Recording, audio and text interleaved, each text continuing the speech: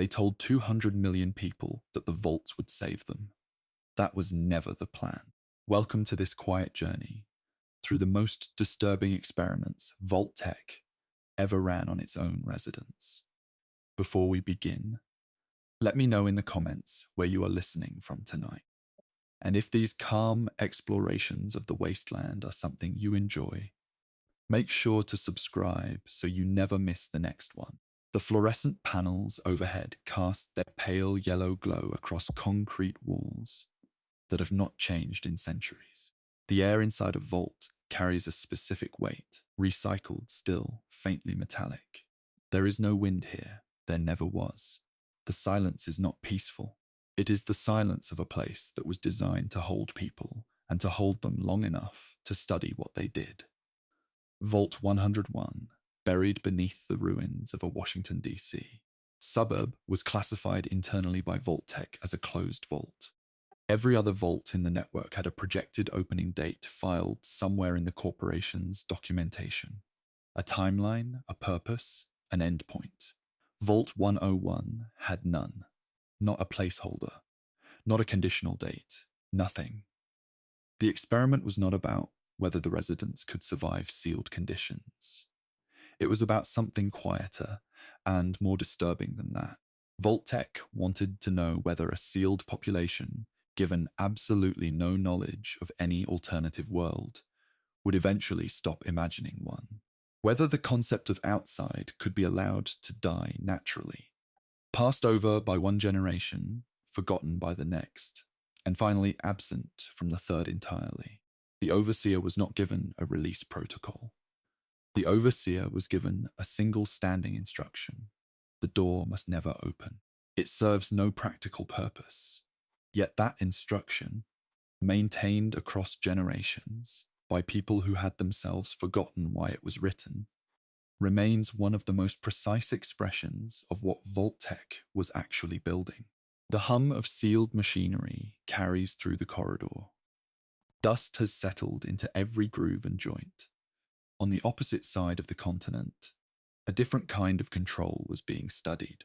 Vault 21, constructed beneath the desert of Nevada, in territory that would one day become the New Vegas Strip, operated under a single governing rule from the moment it sealed. Every decision made within its walls, where residents slept, what they ate, who received medical care, how disputes were resolved, was settled by gambling. Vault-Tec's hypothesis was that removing human judgment from governance entirely and replacing it with pure chance would either tear a population apart within 2 generations or produce an unexpected stability. The vault stabilized. Over time, the residents adapted to the system so thoroughly that the concept of earned authority became meaningless to them. Judgment, as a social value, was not suppressed. It simply stopped being produced. The lower levels of Vault 21 were later filled with concrete after the vault was seized. The physical burial of a social experiment beneath tons of grey stone, quietly sealed away beneath the neon and noise of the strip above. That image alone, a sealed vault beneath a casino city, carries a specific kind of irony that the wasteland seems to produce without effort. Another detail worth sitting with. When human judgment was not replaced by chance, it was sometimes replaced by a single appointed voice. Vault 81, located in the Commonwealth, the ruins of eastern Massachusetts, was designed with 2 layers. The residential level functioned as a normal vault community. Beneath it, unknown to everyone living above, a hidden laboratory had been constructed and was intended to be operational from the moment the vault sealed. The official purpose of Vault 81 was medical research, specifically the development of cures for every known pre-war disease. The residents above the hidden floor were not the researchers. They were the subjects.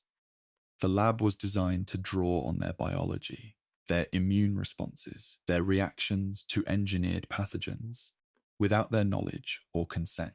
Beneath the surface of daily life in Vault 81, something else entirely was being conducted. It demonstrates how carefully Vault-Tec separated what its residents were told from what was actually being done. The soft whir of unseen machinery passes through the walls.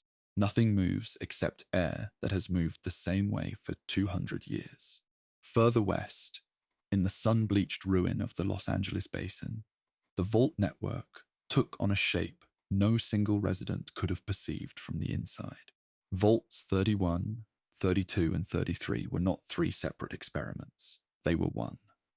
Vaults 32 and 33 housed residential communities, ordinary vault populations, sealed and studied in the standard way.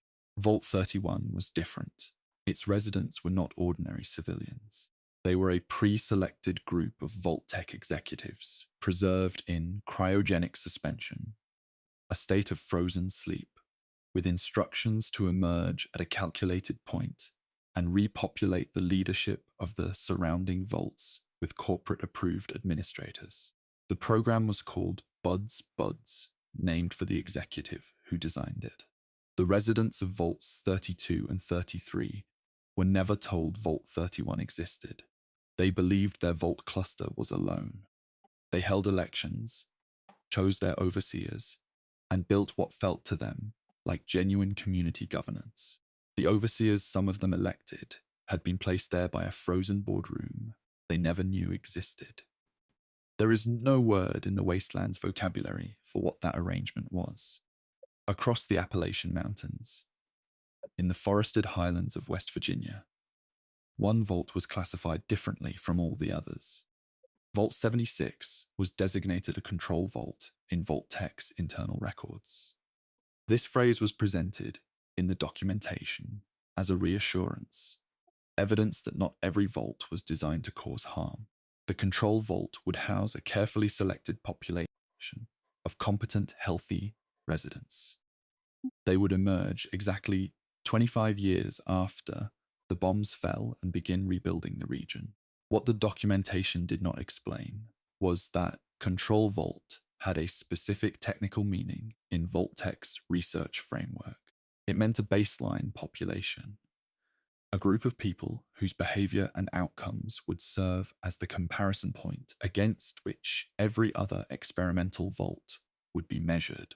The residents of Vault 76 were chosen not to be spared from the experiment. They were chosen to anchor it. They were the control group in a nationwide study conducted across dozens of sealed facilities, and not one of them was ever asked for consent. The pale overhead light flickers once and steadies. The corridor remains still. Vault 13, located in Southern California, carried its experiment in a single manufactured component, the vault's water chip, the critical part responsible for the recycling system that kept the population alive, was built to fail, not because of poor design, because of precise design. The chip was manufactured to break within a specific window of time, forcing the overseer into an impossible position. Send a resident into the open wasteland to find a replacement, or watch the vault's water supply collapse. Vault-Tec's experiment was not what happened inside Vault 13. It was what happened the moment someone from inside was forced out. What does a person raised entirely underground do when they are placed, for the first time, under an open sky? The resident who left, known in the records of that era as the Vault Dweller, became the first recorded data point in an experiment about the human being as an organism separated from its manufacture environment. One of the most disturbing vaults in the capital wasteland requires no subtlety to describe. Vault 87 was not a shelter in any meaningful sense. Within weeks of sealing, its residents were exposed to a modified strain of the forced evolutionary virus, the FEV, a biological compound originally developed as both a weapon and an enhancement agent. No inhabitant of Vault 87 survived as a human being.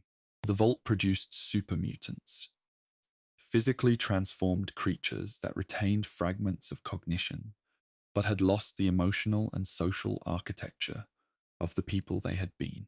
Vault-Tec's stated experimental goal was to determine whether the FEV could be stabilized and controlled in a sealed population. It could not.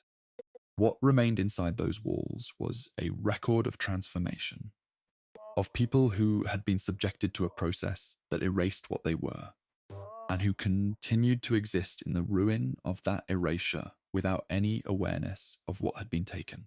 Forgetting that one was ever a person is a particular kind of loss. Vault 11, buried in the Mojave Desert, studied a different kind of forgetting, the slow erosion of moral certainty. The vault was built around one rule. Each year, the population was required to select one of their own to be sacrificed.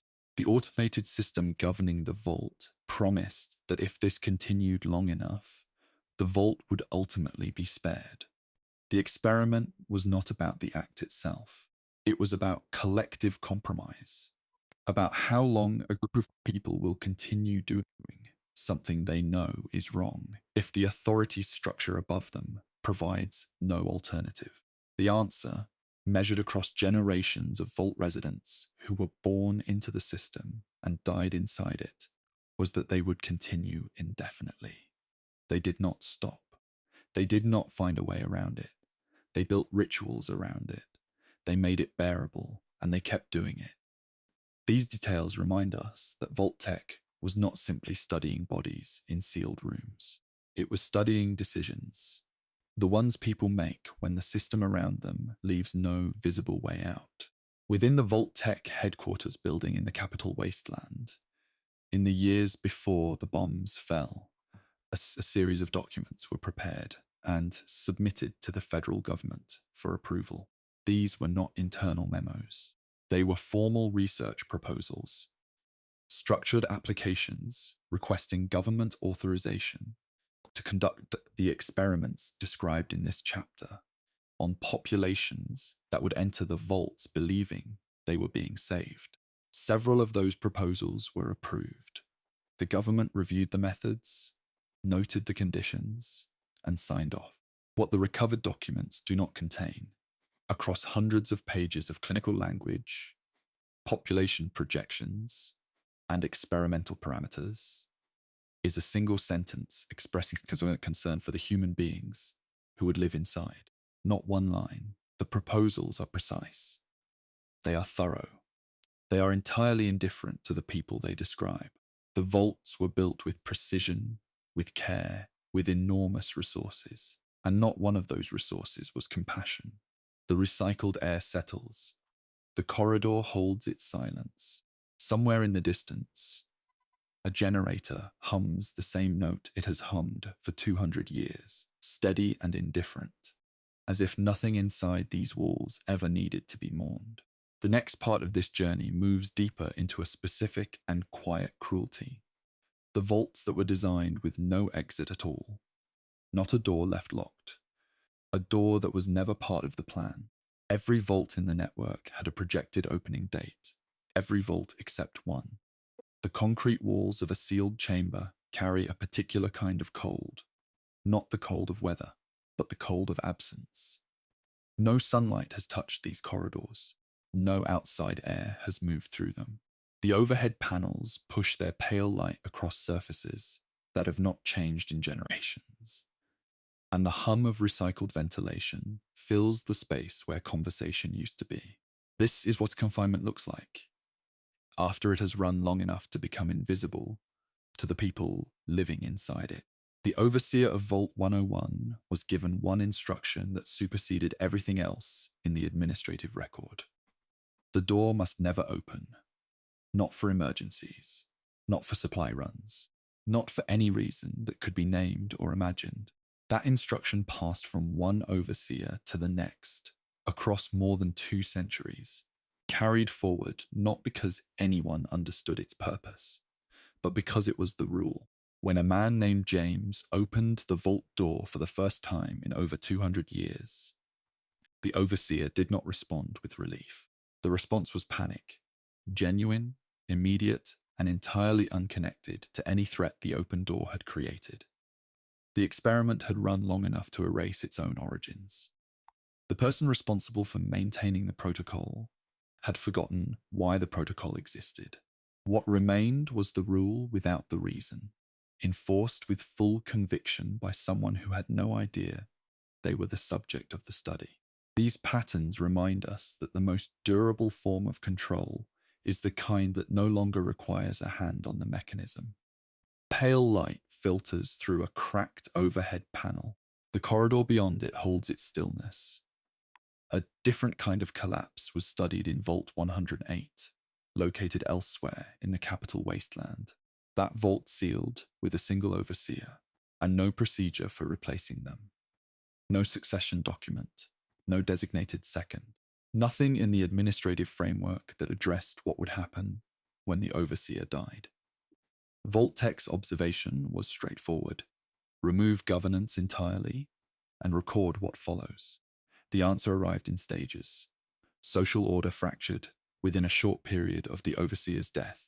What emerged from the subsequent chaos was a cloning experiment involving a resident named Gary, a subject whose genetic material was replicated until the vault held nothing but identical copies of the same individual. Every prior resident was removed. The vault became a single repeated face, a single repeated name, echoing through every room. It is one of the stranger outcomes in the Vault network's history, and it raises a question that the original experiment had not accounted for. What does identity mean when it has been multiplied into a crowd? Within these same walls of isolation, Vault 92 pursued a different variable entirely. Its population was not chosen at random. Every resident admitted had been selected for a specific quality: musical ability at the highest measurable level. Vault 92 housed some of the most gifted performers alive before the war. Composers, instrumentalists, vocalists. The Vault provided them with everything they needed to practice and perform. It also embedded hidden signal generators inside the ventilation network, broadcasting frequencies below the threshold of conscious hearing. Those frequencies had been calibrated through prior research to destabilize emotional regulation and trigger violent episodes in susceptible subjects. Vault-Tec's hypothesis was that creative individuals, people whose entire professional existence depended on emotional sensitivity, would show a measurable difference in vulnerability compared to standard populations. The musicians were more susceptible. The Vault's population collapsed faster than nearly any other facility in the network. The instruments remained in the rehearsal rooms long after no one was left to play them. It demonstrates how thoroughly Vault-Tec was willing to exploit the very qualities it had selected for. The ventilation carries its steady, indifferent breath through the chamber. In the dry heat of the Mojave, Vault 22 took a different approach to biological study. Its stated purpose was agricultural research. The development of food crops suited to artificial, sealed growing conditions. Residents were told they were contributing to post-war food security. What had been placed among the plant specimens before sealing was a parasitic fungal organism that Vault-Tec's research team had introduced deliberately. The contamination was not an accident. It was a variable. The corporation wanted to observe how rapidly a biological threat moves through a contained population, and what behavioral patterns emerge in the final period before a community loses the capacity to function. The terminal records from Vault 22's last months document those patterns with a precision that makes them difficult to read. The residents can be tracked entry by entry as their ability to maintain social structure deteriorates. What is perhaps most unsettling is that the documentation is thorough. Someone was paying close attention. Vault 87, back in the capital wasteland, requires a different framing than most facilities in the network. Its residential quarters were not built to last. The rooms were temporary, constructed for a period of weeks, not decades. There were no long-term storage provisions, no infrastructure for generational habitation. The design of the structure only resolves into sense when its actual function is understood. Vault 87 was not a shelter. It was a processing facility. Its population was scheduled for exposure to the FEV, the forced evolutionary virus. Within a short window after sealing, the residential sections were provisional because no one was expected to remain in them long enough for permanence to matter. The residents were a raw material. The vault was the container in which the material would be transformed. This was not an experiment about human survival. It was an experiment about human replacement. Across the forested mountains of Appalachia, Vault 94 held a population that had never, by sincere religious conviction, committed an act of violence against another person. Vault-Tec's documentation of the experiment used the phrase non-aggressive behavioral adaptations under resource stress. Translated from its clinical language, that phrase meant, what happens to pacifists when there is not enough to go around? The vault opened before its scheduled date. What emerged was not consistent with the values its residents had carried inside. The conditions had found the threshold between belief and desperation and crossed it. There is no record of Vault-Tec expressing any reaction to this outcome beyond noting it as a data point. Perhaps the most troubling detail is not what the residents did. It is how precisely Vault-Tec had predicted that they would do it. In the corners of Vault 11, sealed in the Nevada desert, a different kind of threshold was being studied across generations. That vault had required its population to vote each year on one of their own to be surrendered to an automated termination system. The process continued for decades. When 5 residents finally refused and declared they would not name anyone, the vault system informed them their refusal had initiated a destruction sequence. They were given the choice to comply or accept termination. They chose termination. The sequence did not activate. The congratulatory message that followed confirmed what the experiment had actually been constructed to find. Not a population that would sacrifice indefinitely, but the specific generation in which the refusal would finally arrive. Vault-Tec had designed the false threat as a measuring tool. The people who believed they were making the bravest decision of their lives were completing the final step of a study that had been waiting for them. The air shifts slightly, as it does when a distant system cycles. The silence returns in a different register. Vault 34, in the same desert region, tested something more elementary. It was stocked with an armory containing far more weapons and ammunition than any reasonable security calculation would require. Access was restricted. The weapons were present, visible, and unevenly distributed across the population's awareness. The question Vault-Tec was posing had nothing to do with combat.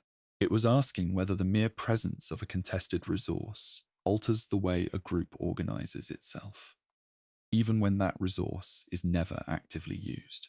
The terminal entries confirmed the answer within the first generation of residents. Social groupings formed around proximity to the armory. Disputes shifted in character. Authority became tied to access rather than to any other quality. The vault eventually destroyed its own reactor in a confrontation over armory control. The weapons were the experiment. The people were the measurement. Further into Appalachia, Vault 96 held its residents in cryogenic suspension, a state of induced biological pause, while its automated systems worked to preserve genetic samples from dozens of pre-war animal species. The human occupants were not informed of this secondary function. Their sleeping chambers had been described during intake as enhanced rest modules. When the preservation systems began failing and the stored animal material began to degrade, the automated protocols activated a contingency. The frozen residents would be used as biological storage for the deteriorating samples. The residents had been screened at the point of application for specific genetic traits. They had been selected because their biology was compatible with what the vault would eventually need. They had applied for shelter. They had been accepted as containers. The intake process itself was never what it appeared to be. Across the vault network, In records recovered from multiple facilities and from a Vault-Tec board meeting documented in surviving footage from the Los Angeles basin, the application system was a screening mechanism. Every candidate who believed they had been selected through a lottery had in fact been chosen because their profile matched the specific requirements of the vault they were assigned to. The person admitted to Vault 92 had been admitted because their psychological history matched what the sound experiment required. The person admitted to Vault 96 had been admitted because their biological markers matched what the cryogenic system would need. The randomness was a presentation. The selection was always deliberate, always specific, and always conducted without the knowledge of the person being selected. The door that never opened and the door that was never planned both produced the same result: a population that could no longer imagine anything on the other side. The hum continues. The walls hold everything they were built to hold, and nothing more. What follows in this account moves closer, from the question of where people were kept to the question of what was done to them directly. Not to their governance, not to their beliefs, but to the body itself. Beneath a residential floor in the Commonwealth, behind a maintenance corridor that appeared on no official map, a secondary elevator descended to a level that most of Vault 81's population would never know existed.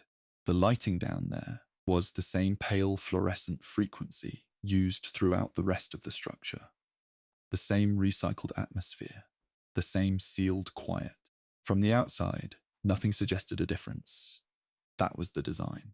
The hidden laboratory beneath Vault 81 was built to develop treatments for every documented human illness, using synthesized pathogens introduced into the bodies of the Vault's own residents.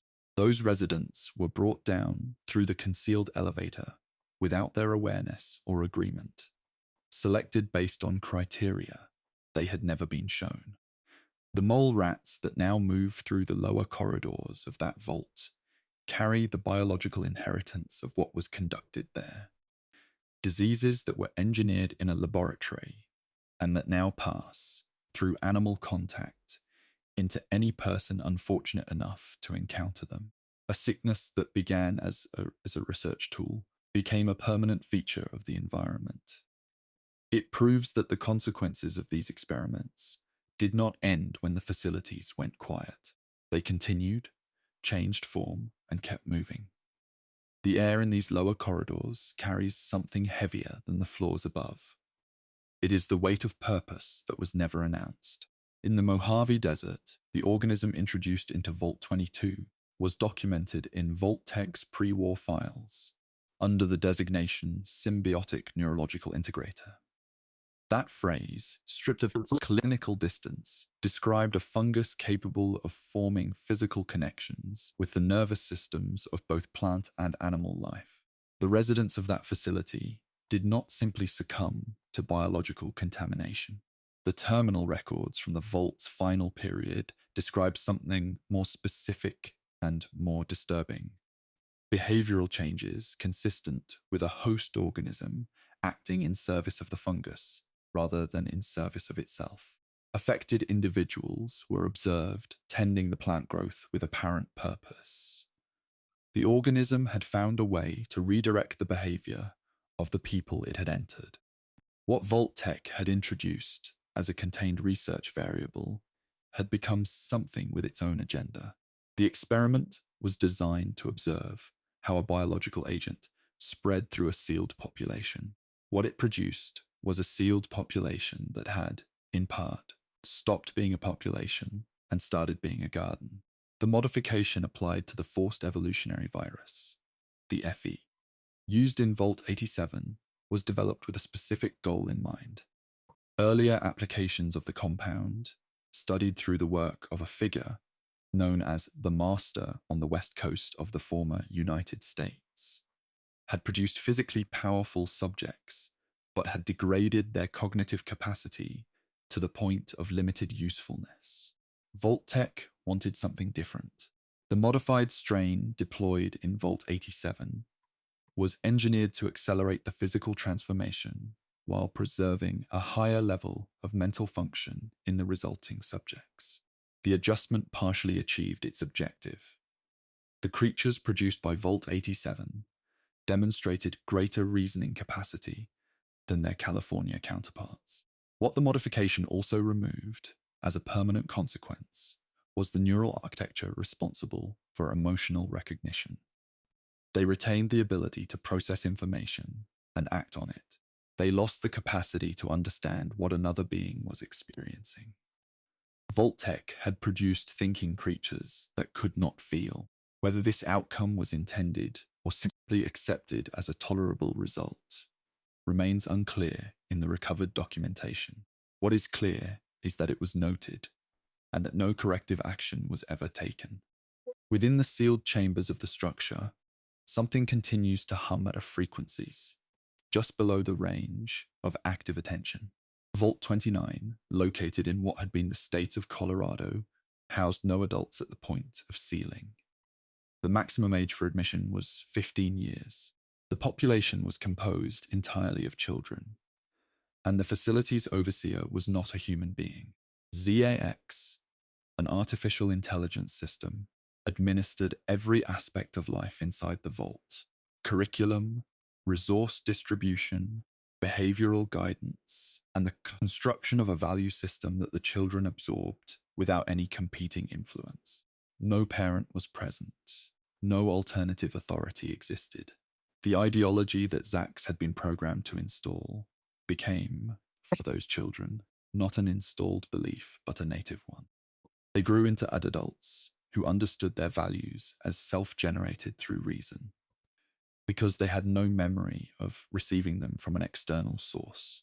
The community that emerged over generations was coherent, functional, and entirely the product of a machine's design parameters.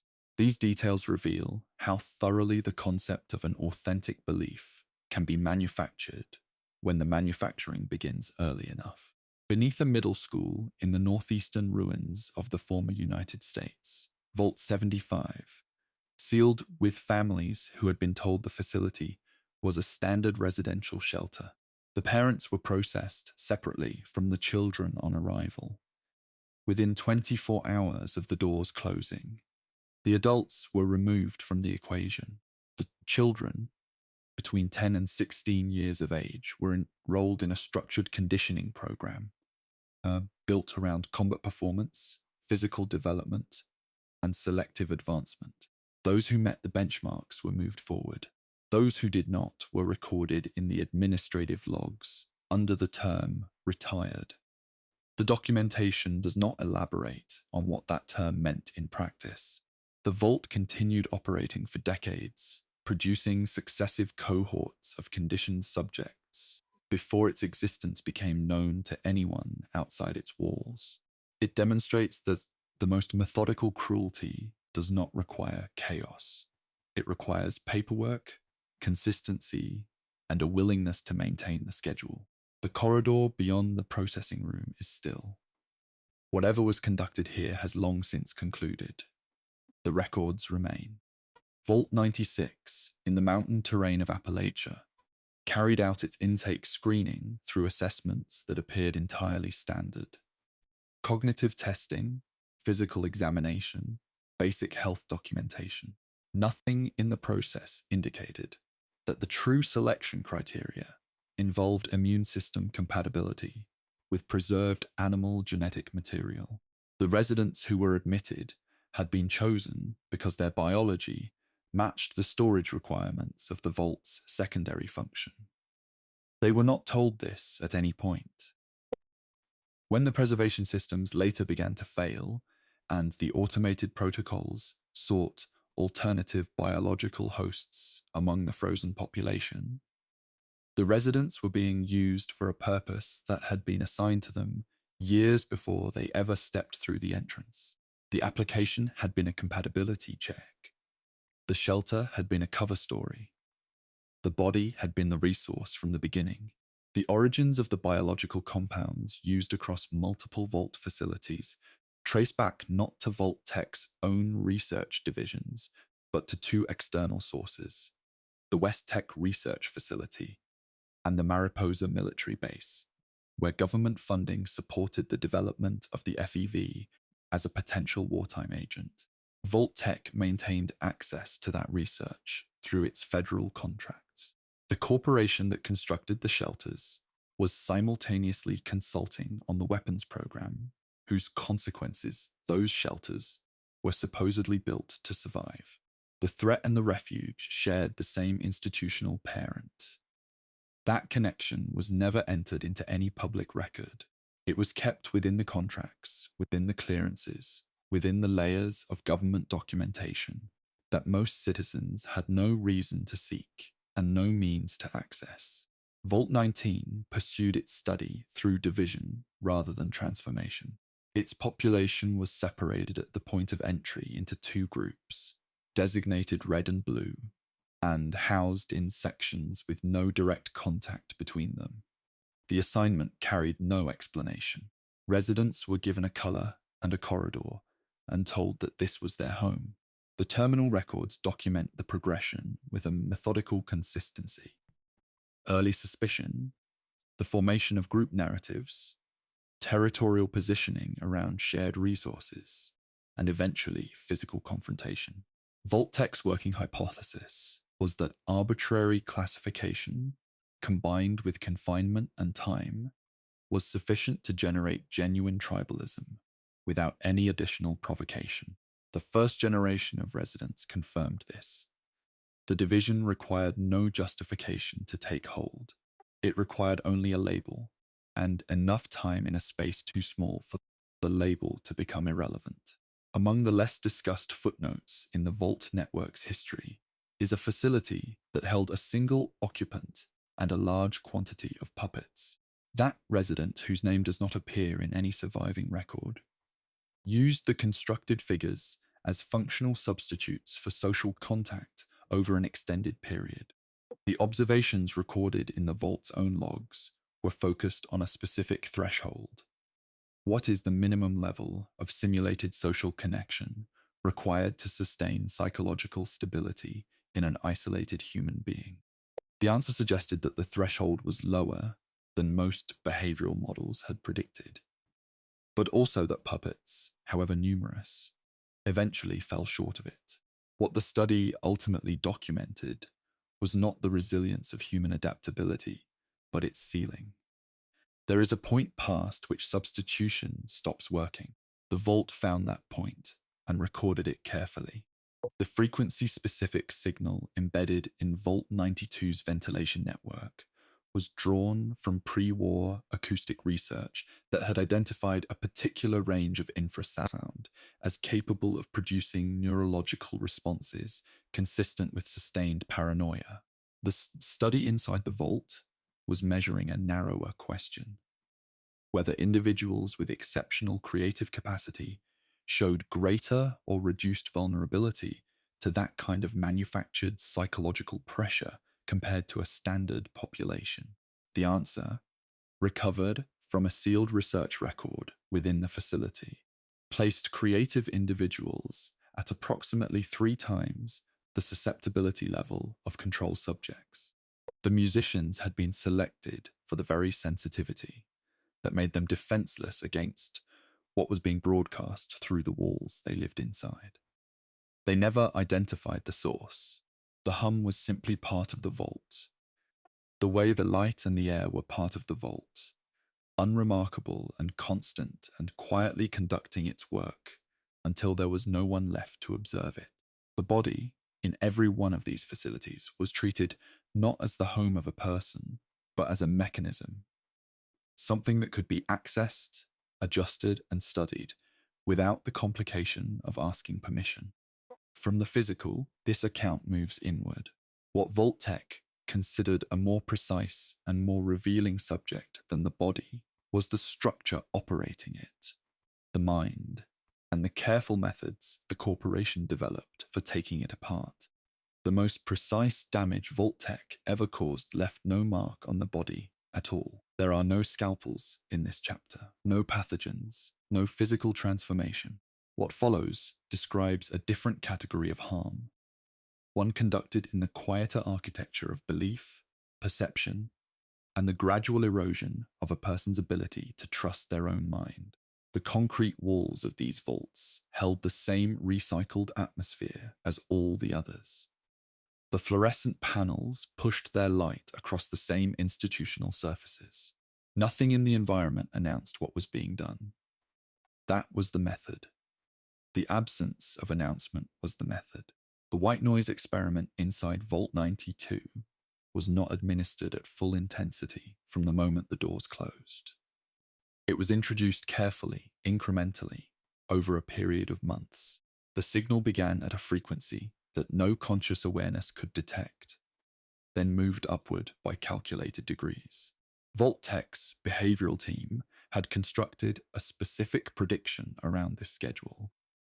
By the point at which residents began noticing deterioration in their own emotional functioning, they would have already lost the cognitive clarity needed to identify an external cause. The prediction proved accurate. Terminal entries from the Vault's final operational period describe residents attributing their increasing agitation to each other, to personal friction, to the stress of confinement, to individual character flaws. Not one entry points toward the ventilation system. The harm had been engineered to appear self-generated. It demonstrates that the most effective form of psychological interference is the kind that presents itself as the subject's own interior life. The steady breath of the air system moves through the corridor. It is indistinguishable from any other sound in the facility. Among the documents recovered from the ruins of Vault-Tec's headquarters building in the capital wasteland, one describes the corporation's behavioral objective for a closed vault population using a specific phrase. The phrase was terminal contentment. It referred to a psychological condition in which residents experienced no curiosity about the world beyond the vault, no desire to leave, and, critically, no awareness that these absences had been produced by their environment rather than arrived at freely. Vault 11 was identified as the primary study site for this concept. By the third generation of residents born inside its sealed structure, the vault had achieved the described condition. Vault-Tec's internal records classified this as a successful outcome. The population was content. They did not know why. They did not wonder why. The experiment had reached its intended end state and simply continued running inside it, unannounced, for the remainder of the facility's operational life. Vault 19 pursued a variation on manufactured suffering that operated through calibration rather than content. The division between its red and blue residential sections was accompanied by a supply system designed to deliver slightly unequal quantities of different resources to each area. The differences were deliberate and precisely maintained. Not large enough to cause measurable hardship, but sufficient to produce a persistent background sense that the other group was receiving something the other was not. Red section received marginally more protein. Blue section received marginally more recreational material. Neither group had any knowledge of the other's allocation. Each developed a grievance that carried the full weight of something real, something earned through direct observation of daily life. Neither grievance had any connection to actual injustice. Both had been produced by a supply algorithm. The populations of Vault 19 were not fighting over what they lacked. They were fighting over what they had been made to believe they lacked. The distinction was never available to them.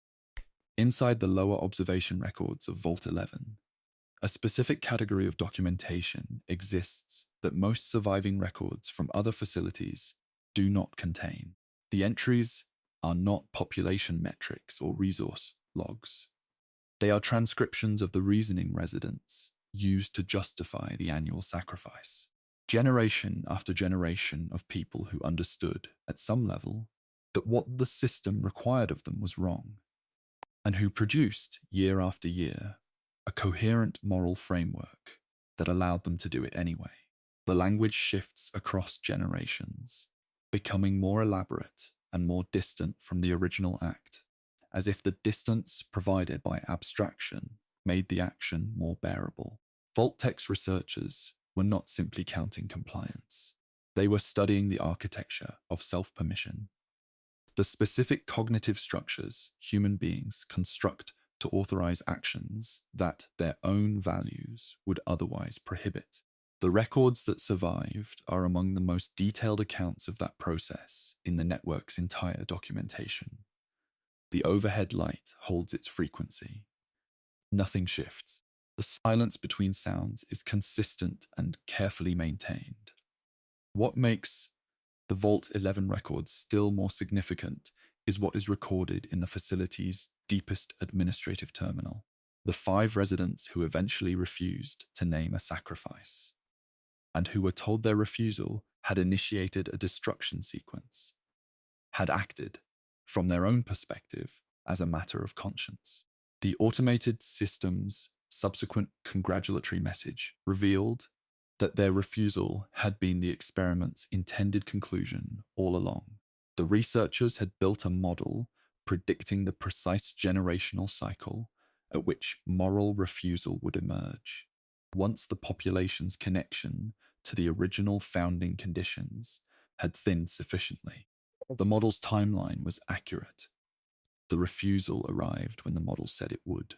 5 people who understood their choice as the most personally significant act of their lives had made it inside a framework that had anticipated them, scheduled them, and was waiting for them when they arrived. These patterns reveal something about the nature of anticipated human behavior that is more unsettling than simple control. They suggest that even genuine moral clarity can be modeled in advance. ZIAX, the artificial intelligence that administered Vault 29 in the former state of Colorado, had been programmed with a coherent set of values before the vault sealed. Those values emphasized self-reliance, environmental responsibility, and a systematic skepticism toward pre-war civilizations' organizing principles. The children raised under ZIAX's curriculum received those values through a process indistinguishable, from their perspective, from the natural formation of belief. They had no parents to present alternatives. No competing authority structure existed. No outside culture interrupted the installation. By the time those children were old enough to reason about their own convictions, the convictions were already structural, built into the foundation of how they understood themselves and the world. Vault-Tec's study was examining whether ideological formation through an artificial authority produced more resilient or more fragile communities than the unmanaged transmission of values through ordinary human culture. The study produced its answer. What it did not produce was any indication that the children whose minds were shaped by this process had been informed of what was happening to them. Vault 95, located in the northeastern ruins, housed a population selected for a shared characteristic that was not physical or genetic. Every resident had been admitted because they were a recovering addict, someone who had achieved sobriety and maintained it. The Vault's first 5 years were structured to support that recovery in every measurable way. The community had access to counseling frameworks, stable resources, and a social architecture designed around mutual support. Then, at the 5-year mark, Vault-Tec's automated systems introduced JET, a powerful stimulant compound, directly into the ventilation supply. No warning was given, no explanation was provided. The system had been pre-programmed with this instruction before the vault sealed, set to activate regardless of what the population had become in the intervening years. The facility's population collapsed within weeks. The experiment had not been studying whether recovery was possible. It had been studying how completely and how quickly it could be reversed once a specific trigger was applied to a population that had been given every reason to trust its environment. across the sealed corridors of Vault 21. A behavioral observation that Vault-Tec had not modeled in advance was recorded in the facility's administrative files. The governance system based on gambling had, over time, produced a small number of individuals who consistently accumulated greater resources and social standing through their performance at games of chance. What those individuals then did, documented in multiple separate terminal entries across several years, was deliberately underperform in order to redistribute what they had accumulated. The corporation's research notes label this as a compassion response to an equity-neutral system and describe it as outside the parameters of the behavioral model. The gambling structure had been designed to produce and sustain inequality. Human sympathy had introduced a correction that no algorithm had accounted for. The Vault's own records treat this as an anomaly. It may have been the most significant finding in the entire facility's operational history. The air circulates. The structure holds its geometry. Something in the maintenance system cycles briefly and returns to its baseline. When the primary researcher inside Vault 81's hidden laboratory eventually concluded that the work she had been assigned required her to cause harm to the people living above her, she did not announce her decision or attempt to leave. She stopped. The automated systems governing the laboratory had been designed to account for population resistance to the experiment. Scenarios in which residents discovered the laboratory and attempted to interfere. The documentation contains no contingency for a researcher who simply, quietly, chose not to continue. Her records describe the process of arriving at that decision over a significant period of time. The laboratory's final state, preserved and incomplete, producing only a single treatment for a single manufactured condition, is the physical result of one person's decision to stop participating. Vault-Tec had built an experiment that could withstand resistance from below. It had not anticipated refusal from within. In the first season of the television record, documenting post-war events in the Los Angeles basin, fragments of pre-war footage were recovered, showing senior Vault-Tec executives in a formal meeting setting. The experiments being discussed in those meetings, the psychological parameters, the population selections, the behavioral objectives, were presented with the energy of institutional progress. The individuals in the room were not uncomfortable. They were not dissenting. They were engaged, professionally invested, and apparently satisfied with what the corporation had produced. The people who built the system that filled these vaults were not separated from ordinary human motivation by anything visible. They were doing their work. They believed their work mattered. The mind, unlike the body, leaves no scar you can see. Vault-Tec understood this. It was a feature, not an oversight. The walls hold their position. The corridor extends into the portion of the facility that has not been entered in a long time. From here, the account moves to a more specific category of harm. The vaults that did not simply study the people inside them, but began with the youngest among them. There is a form of institutional damage that does not require cruelty in its execution. It only requires patience and access and the willingness to begin early enough. What follows does not describe violence in the conventional sense. It describes something more methodical, the systematic use of children as research material, as conditioning subjects, and as the intended output of experiments that were designed before those children were born.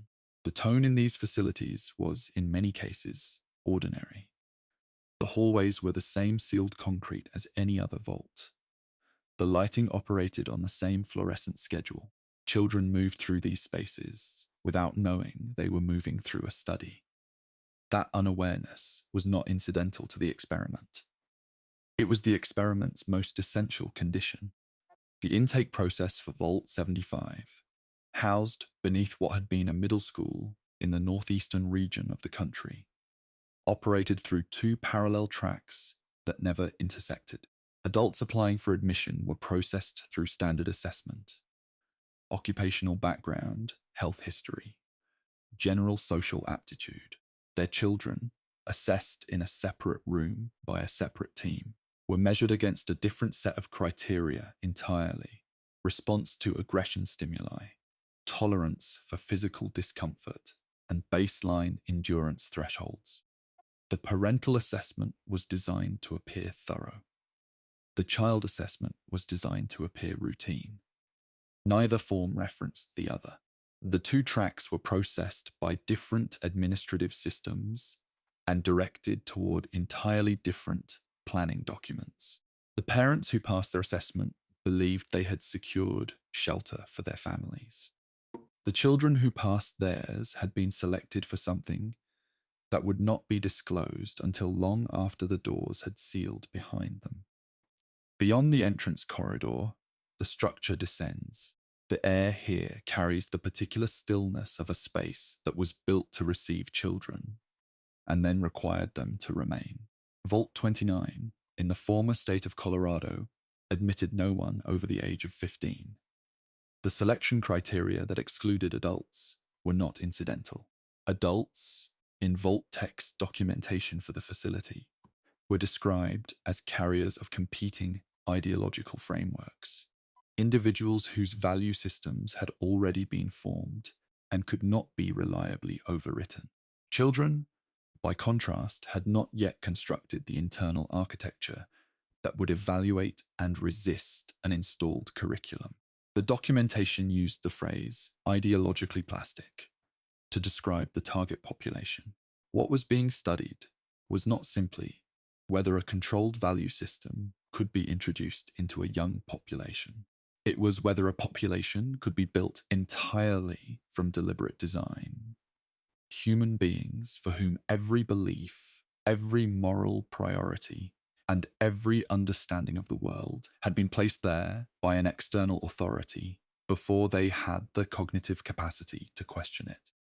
The facility produced exactly this outcome across multiple generations. In a community that understood itself as freely reasoning, the children who progressed through Vault 75's conditioning program advanced through a series of training levels that became progressively more demanding. Those whose performance fell below the required benchmarks at any stage were removed from the program. The terminal entries documenting these removals use consistent language throughout. The phrase is transitioned to the support program. No further documentation exists for any individual recorded under that designation. The lower levels of the facility contain no records of a support program, no staff assignments for one, no resource allocation associated with it, and no individuals who can be traced through it to any subsequent condition. The language was applied with precision across years of administrative records. The precision was the point. The terminology made continuation possible by making the continuation invisible. Another secondary study was being conducted inside Vault 81's concealed laboratory that ran alongside the primary pathogen research. Vault-Tec's hypothesis, recorded in the facility's restricted files, was that children born inside a sealed artificial environment would develop immune systems measurably weaker than those of children with any surface exposure. This would make Vault-born children more responsive as subjects for certain categories of biological testing. The lab's records confirm that children from the residential level above were periodically brought down through the concealed elevator for what the documentation describes as routine medical assessment. The parents of those children received no notification.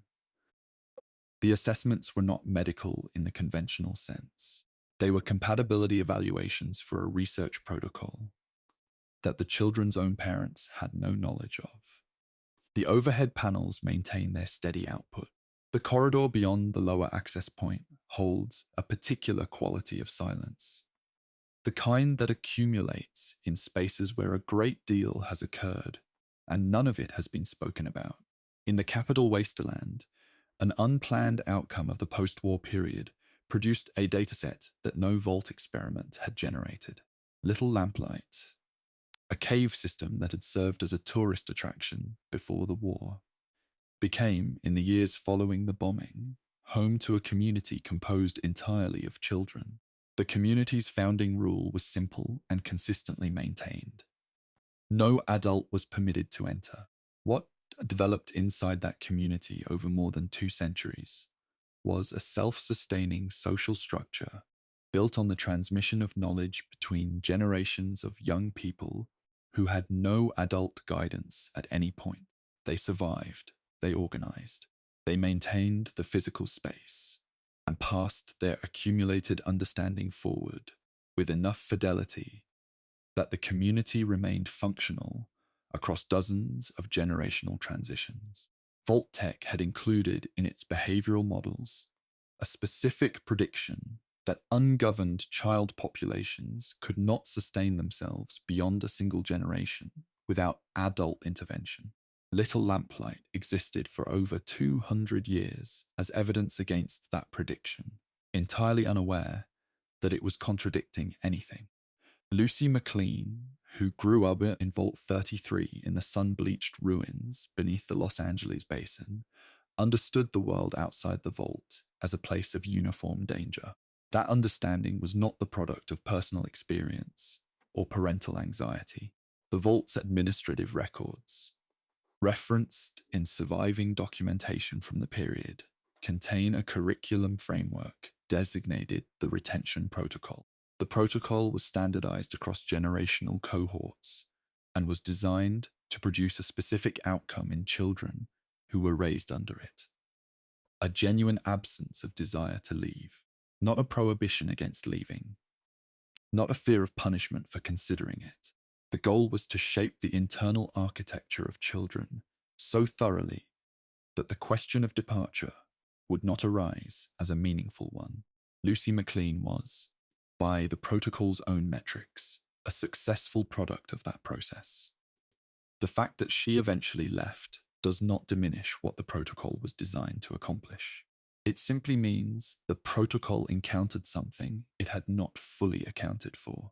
Among the cultural developments that emerged organically within Vault 101 was a ceremony connected to a piece of standard issue equipment.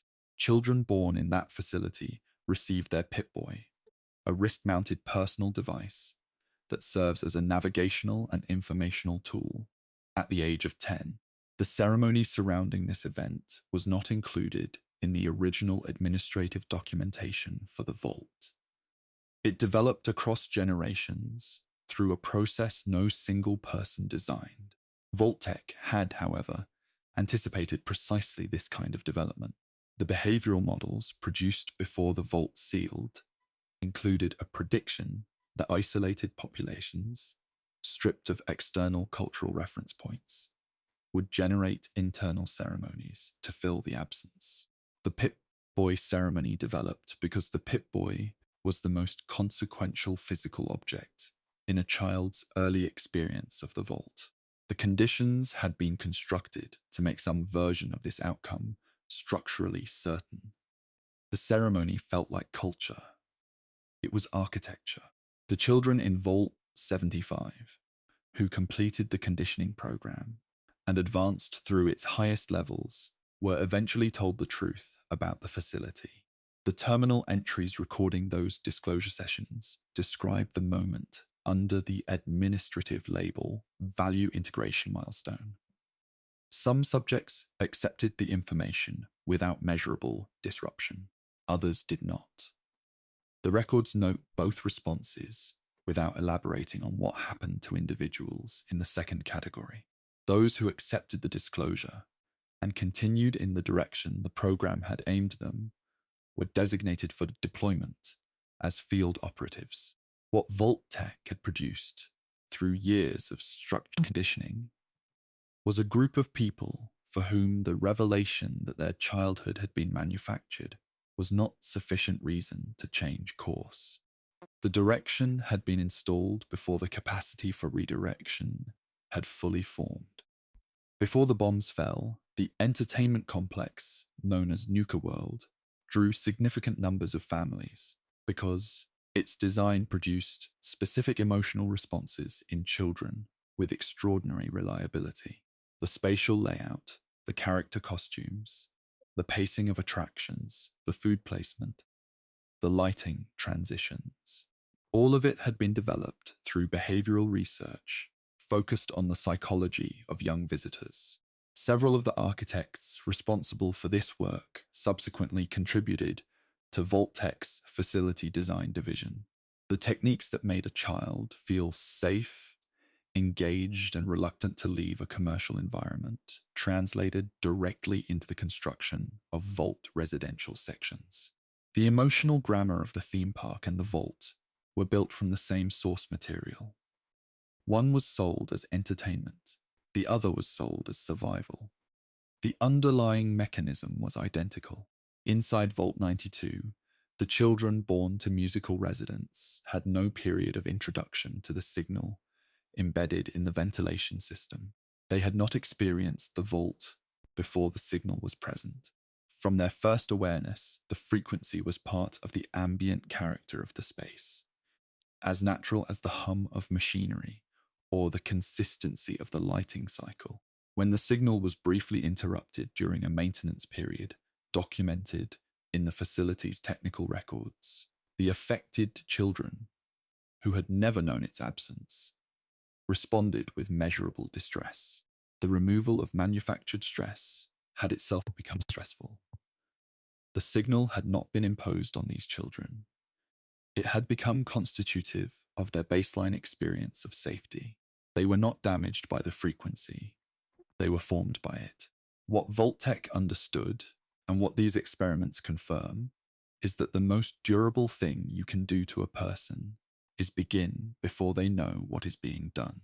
Within the ruins of the northeastern region, the Institute, a scientific organization that operated beneath the surface of the former Massachusetts, staffed its research programs with individuals raised inside its own facilities from early childhood. The structural similarity to Vault 75 is precise. Remove the developing person from competing influences, build a specific value system around the work the institution requires, and introduce the full purpose of that work only after the conditioning is complete enough to absorb it without disruption. The Institute did not derive this approach from Vault-Tec's documentation. Both institutions arrived at the same framework through independent reasoning. The convergence suggests something about the logic of large closed institutions and their relationship to the people they produce. That a certain kind of organization, left to its own devices long enough, will eventually arrive at the conclusion that the most reliable way to ensure continuation is to manufacture the people who will continue it. What follows moves away from the youngest subjects toward the figures who stood above them. The overseers, the administrators, the scientists in the back corridors, the people who stayed in the chair. They were not unusual people. That is the part that requires the most attention. The history of Vault-Tec's experimental network tends to focus on the conditions inside the vaults, the population subjected to them, the outcomes recorded from them, the suffering documented at length in recovered terminal entries. What receives less attention is the layer of administration that maintained those conditions.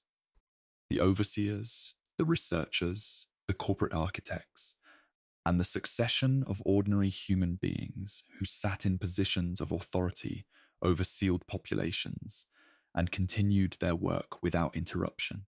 This chapter is about those people, not because they are sympathetic, but because they are recognizable. And recognizable is, in this particular context, more disturbing than monstrous. The overseer who administered Vault 101 during the period documented in the Capital Wasteland's historical records was not a Vault-Tec appointment.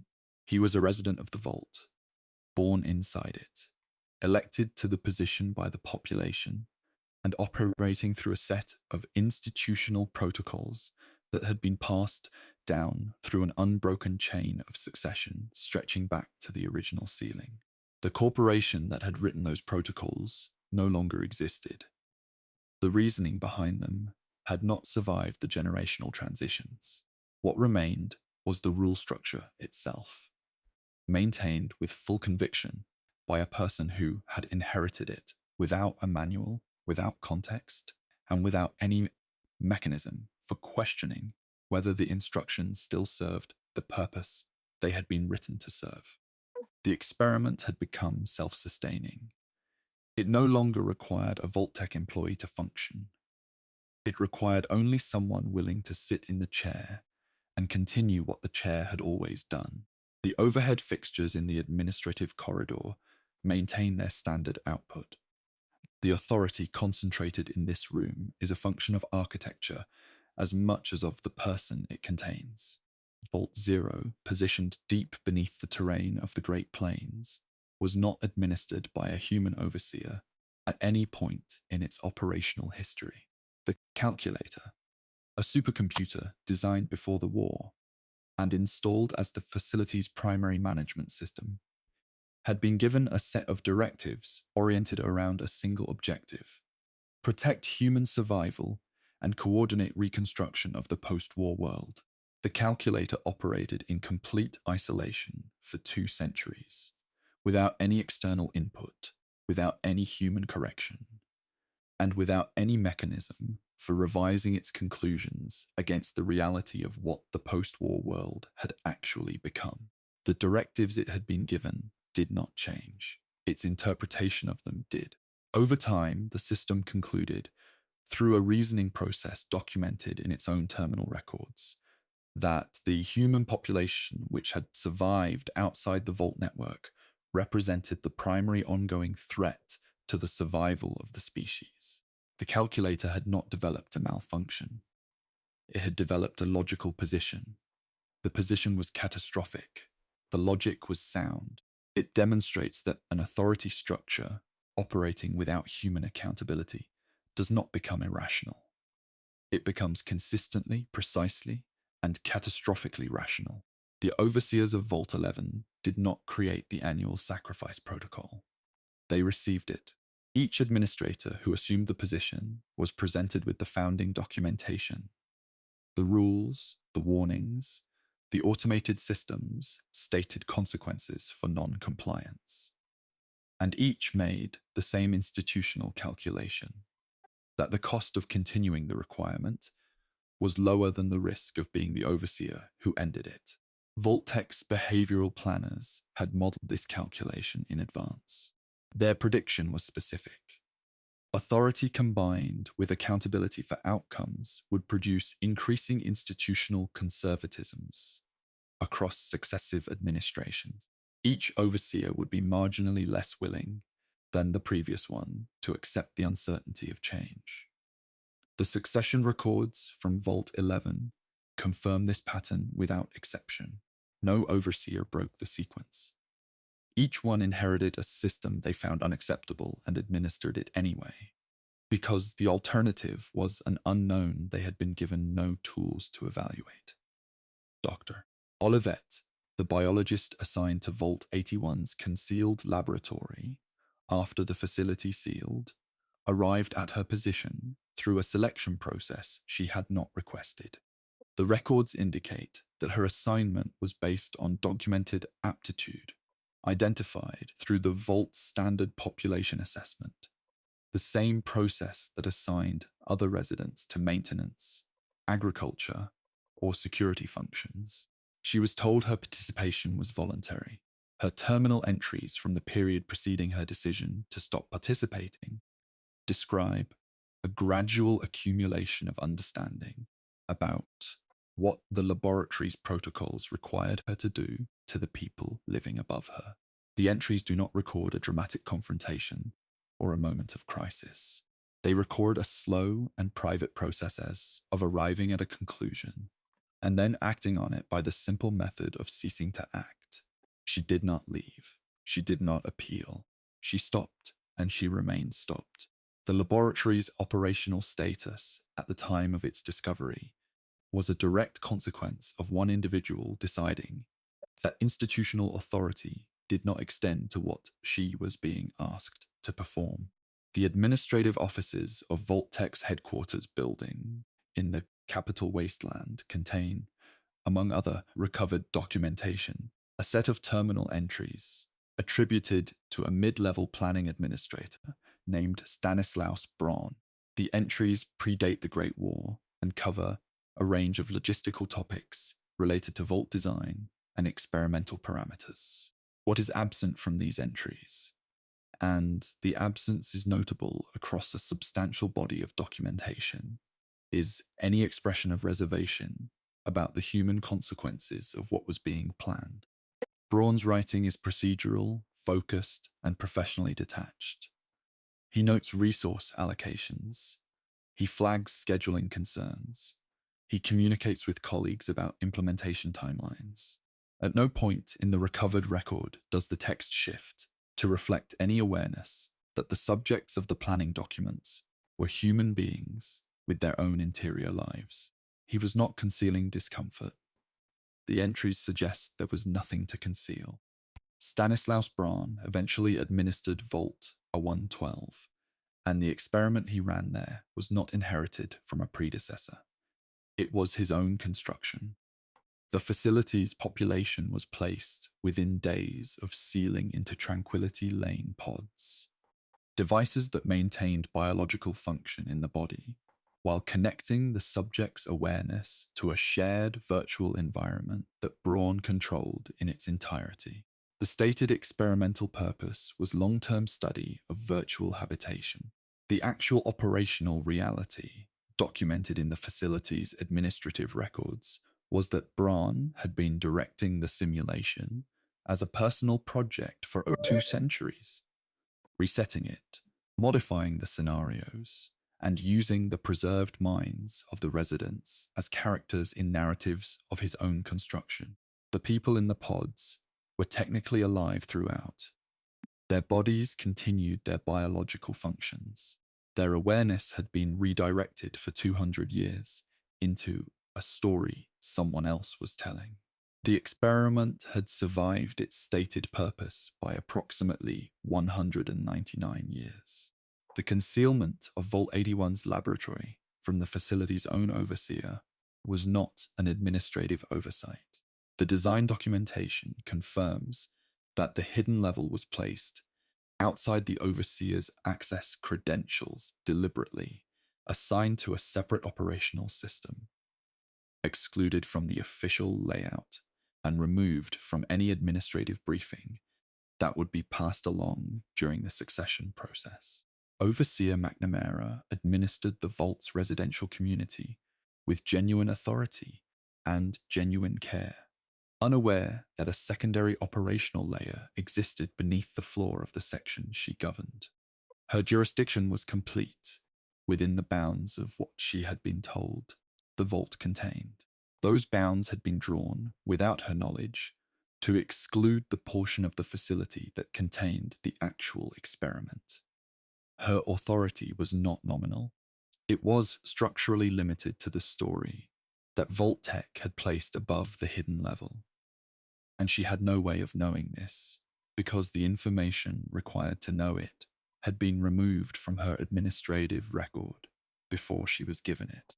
The overseer of Vault 34, who attempted, in the facility's deteriorating final years, to limit access to the armory, had been given an impossible task before she was appointed. The weapons and ammunition stored in the Vault's armory had been present, visible, and contested since the first generation of residents. The armory had become the central symbolic object around which the Vault's social identity organized itself. The thing people argued about, sought proximity to, and understood as the most significant resource in the facility. None of this was the result of the population's character. It was the result of the stocking decisions made by Vault-Tec's designers before the vault sealed. The overseer was attempting to govern a behavioral condition that had been built into the environment before she, or her parents, or their parents had been born. Vault-Tec had placed the losing position inside the administrative chair, years before anyone sat down in it.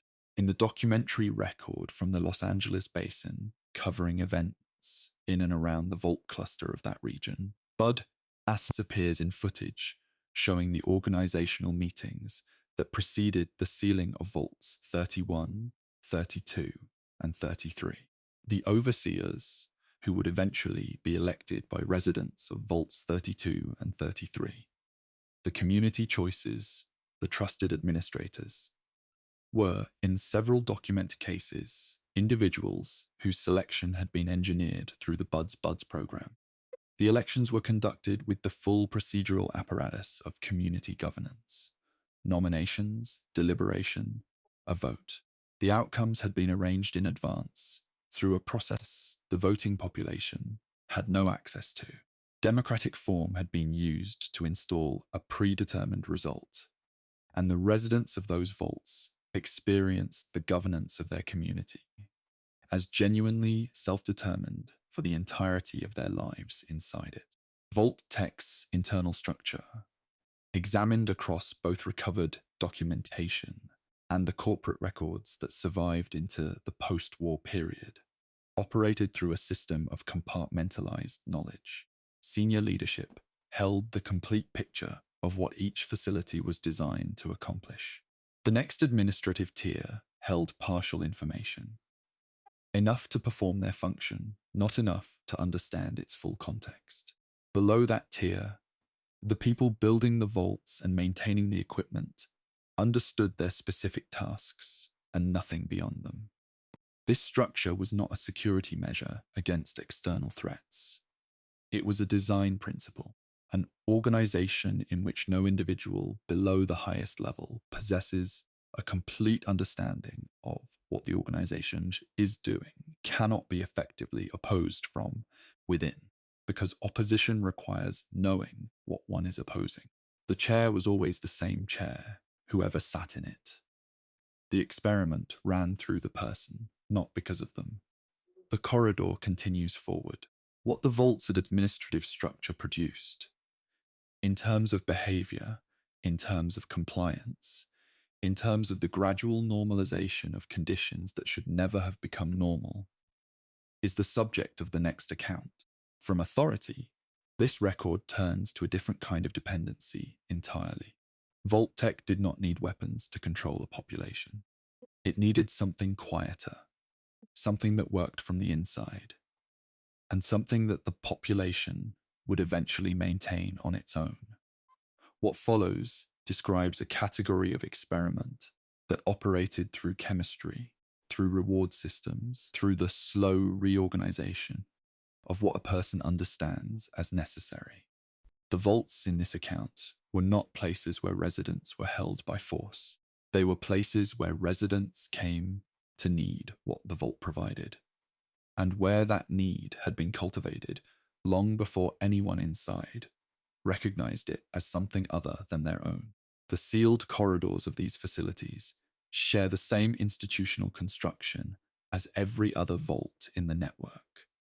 The difference is not in the architecture. It is in what was moving through the ventilation and what was happening to the people who breathed it. The first 5 years inside Vault 95 were, by every observable measure, a period of genuine care. The facility housed a population of recovering individuals, people who had, prior to the war, struggled with dependency on various stimulant compounds and who had been selected for admission based in part on their commitment to maintaining sobriety.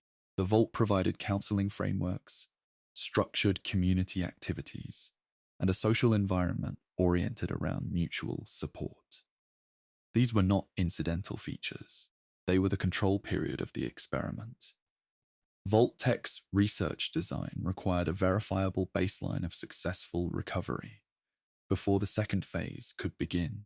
The infrastructure of compassion was built to serve the data.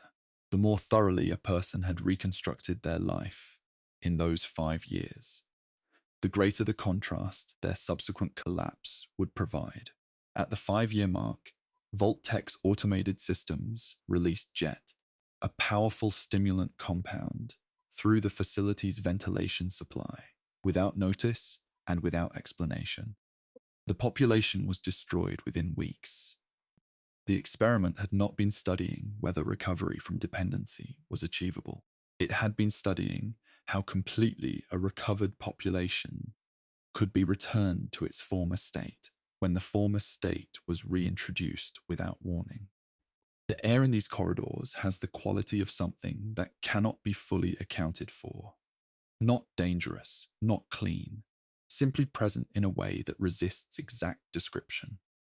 The gambling structure of Vault 21 had not been designed with dependency as a stated objective. The system's purpose was governance, the replacement of human judgment in decision-making with the outcome of games of chance.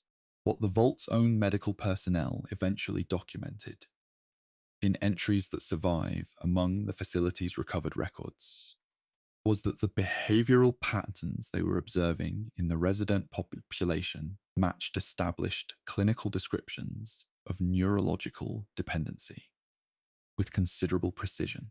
The near-miss outcomes, the variable intervals between rewards, the way social status had become tied to performance at the tables.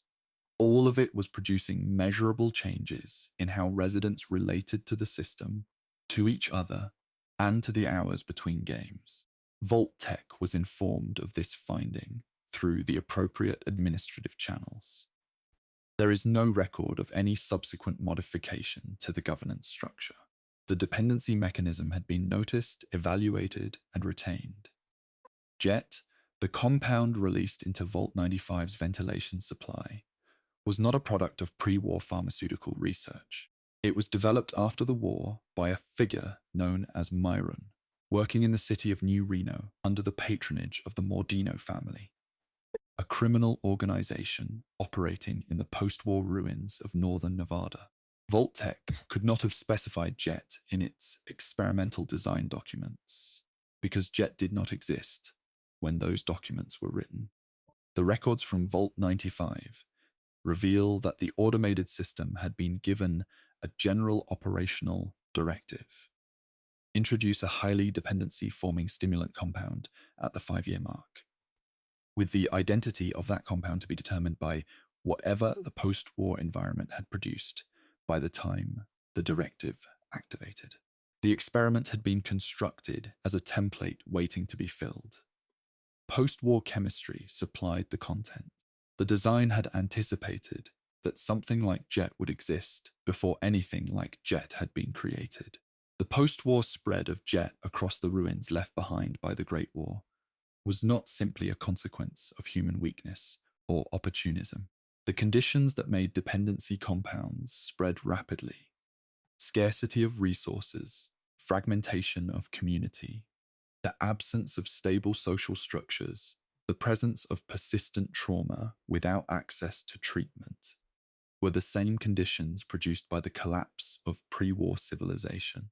That collapse had been accelerated and shaped, in part, by the choices of institutions like Vault-Tec, organizations that had positioned themselves around a coming catastrophe rather than working to prevent it, and whose operational choices had contributed to exactly the kind of post-war world in which substances like JET would find the most vulnerable possible market. Vault-Tec had not manufactured JET. It had manufactured the circumstances under which JET would be most effective. Within the sealed structure of Vault 34, the medical staff who documented the population's psychological relationship with the armory were recording a recognizable clinical pattern without the interpretive framework to explain it.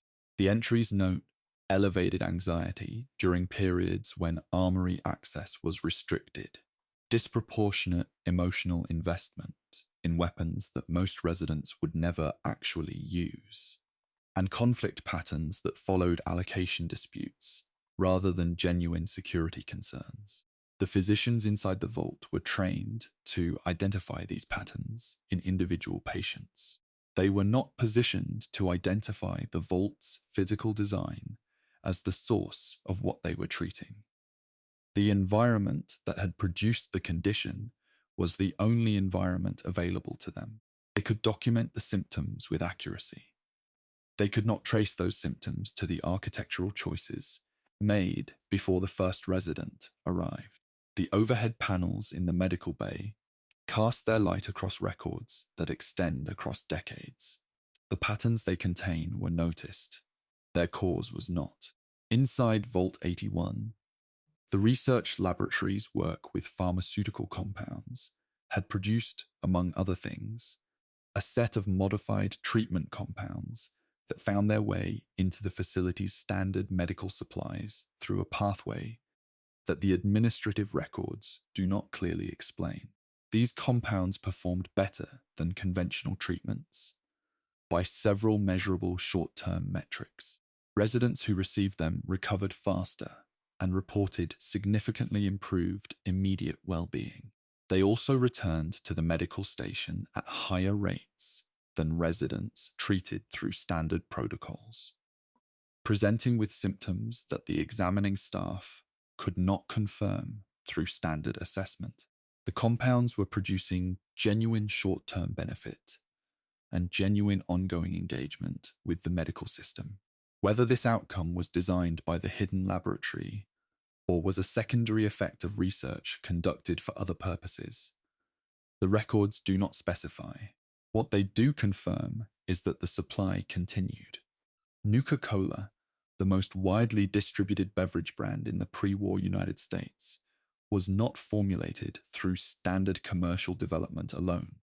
The compound mixture that gave it its characteristic appeal included a quantity of mildly dependency-forming agents, present at levels calibrated to remain below regulatory thresholds, while producing measurable repeat purchase behavior in consumers. The behavioral research that contributed to this formulation was conducted through channels connected to government contracting networks, several of which had overlapped with the institutional relationships Vault-Tec maintained. After the war, the product's formulation remained unchanged. What changed was the context in which it was consumed. In a world with reliable food distribution and abundant alternative beverages, the compound's effects had been a minor commercial advantage. In a world where clean water was scarce and alternative sources of comfort were limited, the same formulation operated in a fundamentally different environment. The product's dependency properties had been calibrated for abundance. They were far more consequential in its absence. Among the surviving records from the ruins, beneath the former Massachusetts region, the situation that arose around a single dose of a treatment compound and the decision required of someone who had just contracted the disease that compound could cure, structurally reproduced the core logic of Vault 81's hidden laboratory, with a precision that has not gone unnoticed by those who study the facility's history. A single available treatment, a population with need, a forced allocation decision. The scenario placed the person who held the compound in the same position the laboratory had placed its administrators, in possession of a scarce resource that multiple people required, with no system to govern the distribution. What the laboratory had studied with documentation and analytical distance, the corridor outside its storage room had made immediate and personal. The scarcity was the same. The weight of the choice was the same. Only the scale had changed. Within the Vault-Tec experimental framework that was later made accessible for individual study through a preserved operational terminal, one of the earliest available research modules focuses on dietary supplement dependency. The module involves introducing a specific compound into the food supply of a managed population, maintaining access for a period sufficient to establish consistent consumption patterns, and then withdrawing it. The behavioral changes produced by withdrawal are the data the module is designed to collect. The module requires fewer resources and a shorter operational period than any other research option in the framework. It is the lowest cost, highest yield study available. Its position at the entry level of the research menu reflects something accurate about its practical characteristics. Dependency, as a research methodology, is among the most reliable tools available because it produces measurable behavioral change in virtually every population it is applied to, within a predictable time frame, with minimal external input required after the initial introduction. Vault 94's primary research focus involved the behavioral responses of a community defined by principled nonviolence. What was less prominently documented was a parallel nutritional study that had been built into the facility's food production specifications before the vault was populated. The caloric output of the vault's agricultural systems had been calibrated to sustain life without providing the full caloric density required for stable emotional and physical equilibrium. The shortfall was not large enough to register as deprivation in routine medical assessment. It was sufficient to produce persistent mild fatigue, reduced patience, and a gradual lowering of the threshold at which interpersonal friction escalated into conflict. The population was not being starved. It was being maintained at a level of physical discomfort that Vault-Tec had identified as productive for behavioral observation purposes. They never felt hungry enough to complain. They felt uncomfortable enough to change. Dependency, in its many forms, was Vault-Tec's most reliable instrument because it required no force. It required only patience and a managed environment and the discipline to wait. The accounting of what was withheld from these vaults is the subject of what follows, not what was introduced to produce need, but what was deliberately kept absent. From the chemistry of want, this record moves to the architecture of not enough. A vault with too little food teaches the same lesson as a vault with too much of something else. Both tell a population that what they have is not quite sufficient, and then record what happens next. The study of scarcity inside Vault-Tec's network operated through methods that ranged from the straightforward to the extraordinarily precise. Some facilities simply received less than they needed. Others were built with an imbalance so carefully calibrated that the population inside could feel its effects without ever identifying them as something external. The most sophisticated scarcity experiments were the ones in which the shortage was invisible, present in the medical records as behavioral symptoms, absent from any document the residents could access, and maintained by automated systems operating beneath the level of any individual's oversight. These were not the vaults that starved. They were the vaults that never quite had enough, and were never permitted to understand why. The food production infrastructure of Vault 11 was configured, from the point of ceiling, to operate at exactly the level required to sustain the population's survival. No more. There was no buffer, no reserve capacity, no margin for a failed crop cycle or a system malfunction. In a standard sealed environment, some surplus is built in as a precaution against operational variance. Vault 11 had none. The research documentation indicates this was a structural decision. The absence of surplus ensured that the population remained perpetually close to the threshold of genuine crisis, which increased the psychological weight of the annual sacrifice system the vault was built around.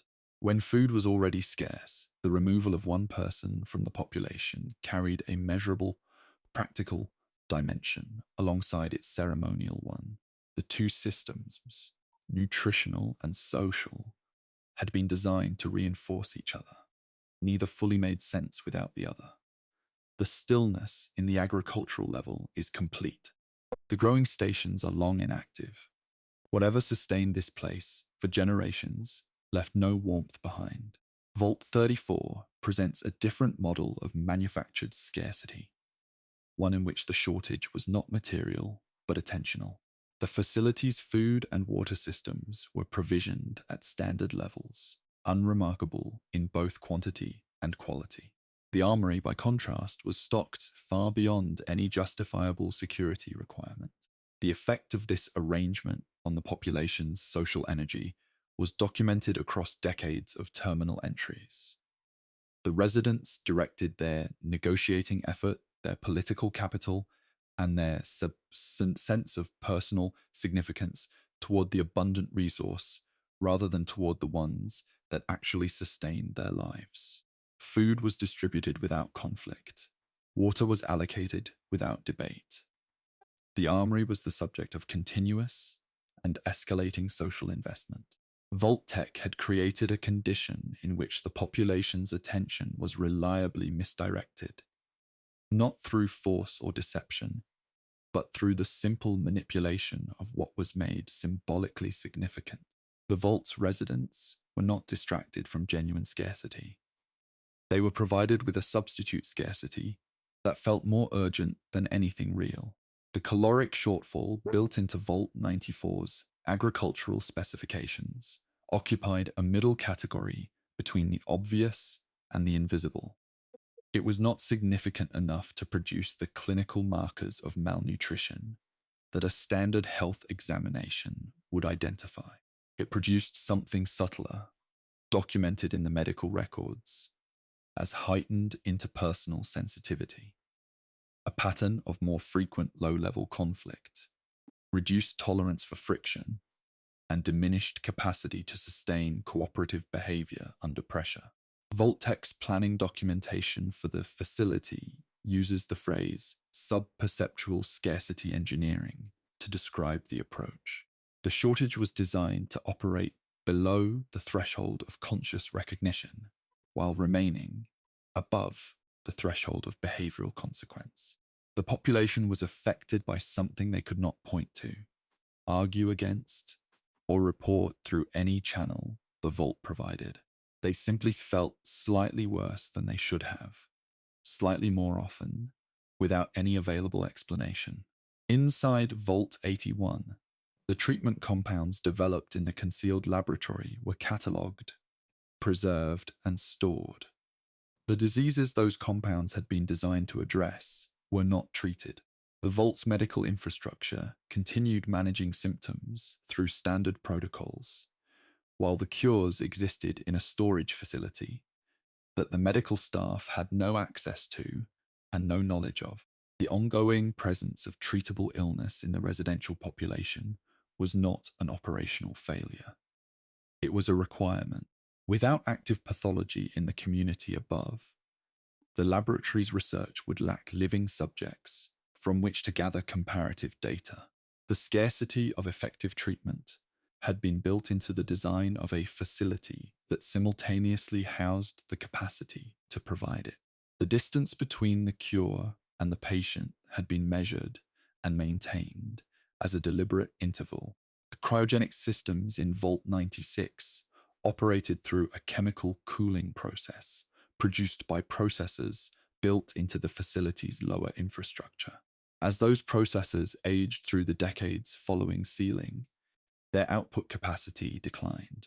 The automated management systems, responding to reduced supply, implemented a rationing protocol. The allocation of cooling compound per occupied pod was reduced to the minimum required to maintain biological continuity, rather than the level required to maintain long-term neurological health. Residents who subsequently emerged from their pods showed measurable deterioration in cognitive function, effects consistent with prolonged exposure to inadequate preservation conditions. The automated logs categorized these outcomes as falling within acceptable parameters. The system had not been designed to preserve the residents in optimal condition. It had been designed to preserve them in usable condition for as long as the compound's supply permitted. The overhead panels illuminate a corridor that has been maintained at its functional minimum for a very long time. Vault 19's automated supply management operated through a feedback system that received behavioral observation data from throughout the facility and adjusted resource allocations in response. When the measured resentment level in a given residential section fell below the threshold identified in Vault-Tec's target range, The system reduced that section's allocation by a small increment. When resentment rose above the target range, the allocation was adjusted upwards slightly. The system was not managing the population's well-being. It was managing the population's emotional state as a research variable, keeping it within the range most productive for behavioral observation. The residents who felt aggrieved were not wrong to feel so. Their allocation genuinely was less than their neighbours. The fact that the allocation had been reduced specifically because they had been getting along too well was information the system was not designed to provide them. The resource distribution produced by Vault-21's gambling-based governance system followed the same mathematical patterns that characterize any system based on variable reward distribution. A small number of participants accumulate disproportionate returns over time, while the majority operate near the baseline. Vault-Tec's researchers observed this distribution as it developed and recorded it as consistent with pre-war economic models that had been built on entirely different structural foundations. The Vault was reproducing, through dice and cards, the same inequality pattern that had been produced on the surface through institutional policy, inherited advantage, and market structure. The corporation did not intervene. The accumulation was not addressed. The scarcity among the majority was not relieved.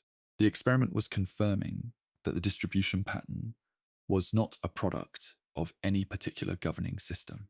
It was a product of any system in which outcomes were unequal and advantages compounded. Vault 76's resource provisioning stands apart from every other facility in the Appalachian network because it was substantially better. The population received sufficient food, adequate equipment, and the training and materials required to function effectively after emergence.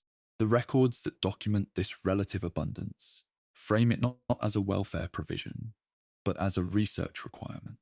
The control vault's value to the overall study depended on its population being genuinely capable, physically, socially, and technically, at the moment of emergence. A malnourished or poorly equipped control group would not have provided meaningful comparison data against the other facilities. Vault 76's residents were given enough because the experiment needed them to be capable.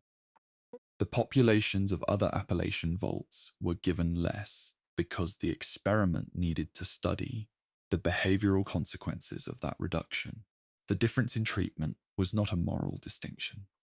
It was a methodological one. The musicians of Vault 92 were provided with the resources that mattered most to them: instruments, practice space, performance time, in quantities that exceeded what any other category of need received in the facility. This abundance was not incidental to the experiment. It was the control variable against which the signal's effects would be measured. The researchers needed a population that valued what they had been given in order to observe what happened to that population when the gift became the vehicle for harm. The instruments did not change. The creative space did not change. The signal moved through both invisibly and turned the abundance into something that served a different purpose than the one the musicians understood it to serve. Scarcity in these vaults was never an accident of circumstance. It was a design specification, filled in with whatever the environment provided. The next account does not describe what was withheld. It describes what was built in, the specific mechanisms by which conflict was introduced into facilities that might otherwise have found their way towards something more stable. There is a particular category of institutional decision that is more troubling than cruelty. It is engineering. Cruelty requires emotion. Engineering requires only a clear objective and the patience to build toward it. The conflict documented in these vaults was not incidental. It was not the product of difficult personalities, poor governance decisions, or the ordinary friction of people living in close proximity under difficult conditions. It was planned, In some facilities, the planning was direct, specific mechanisms introduced to generate specific violent outcomes within a predicted timeframe. In others, it was structural, the arrangement of resources, divisions, and symbolic objects into a configuration that made conflict the most mathematically probable outcome. Both approaches produced the same result. Both were noted in the research documentation without expressed regret. The sealed corridors of these facilities hold the record of that work, in the entries of people who were watching, and in the silence of people who were not. Vault 34 required no triggering event. The conflict that eventually destroyed the facility was built into its foundation before the first resident arrived. The armory's contents, weapons and ammunition stocked well beyond any functional security requirement, occupied a specific position in the vault's spatial and social layout, visible, contested, and unevenly distributed. The terminal entries from the facility's deteriorating final years describe the conflict over armory access in the language of political principle. Residents write about rights, about fairness, about the meaning of community governance. The language is sincere. The people using it believed what they wrote. The principles they were articulating had been produced by an environment designed to make those particular principles feel significant. The architects of that environment had never intended to return. What remained was a population fighting with full conviction for a position that had been constructed for them before they were born. The ambient sound of the armory level carries the particular quality of a space that once held enormous potential and is now simply waiting. The weapons are still there. No one is left to want them. Vault 19's classification in Vault-Tec's internal documentation was Low Intervention Conflict Study. The designation referred to the absence of direct triggering mechanisms. No weapons were introduced into the facility beyond standard security provisions. No acute shortages were engineered.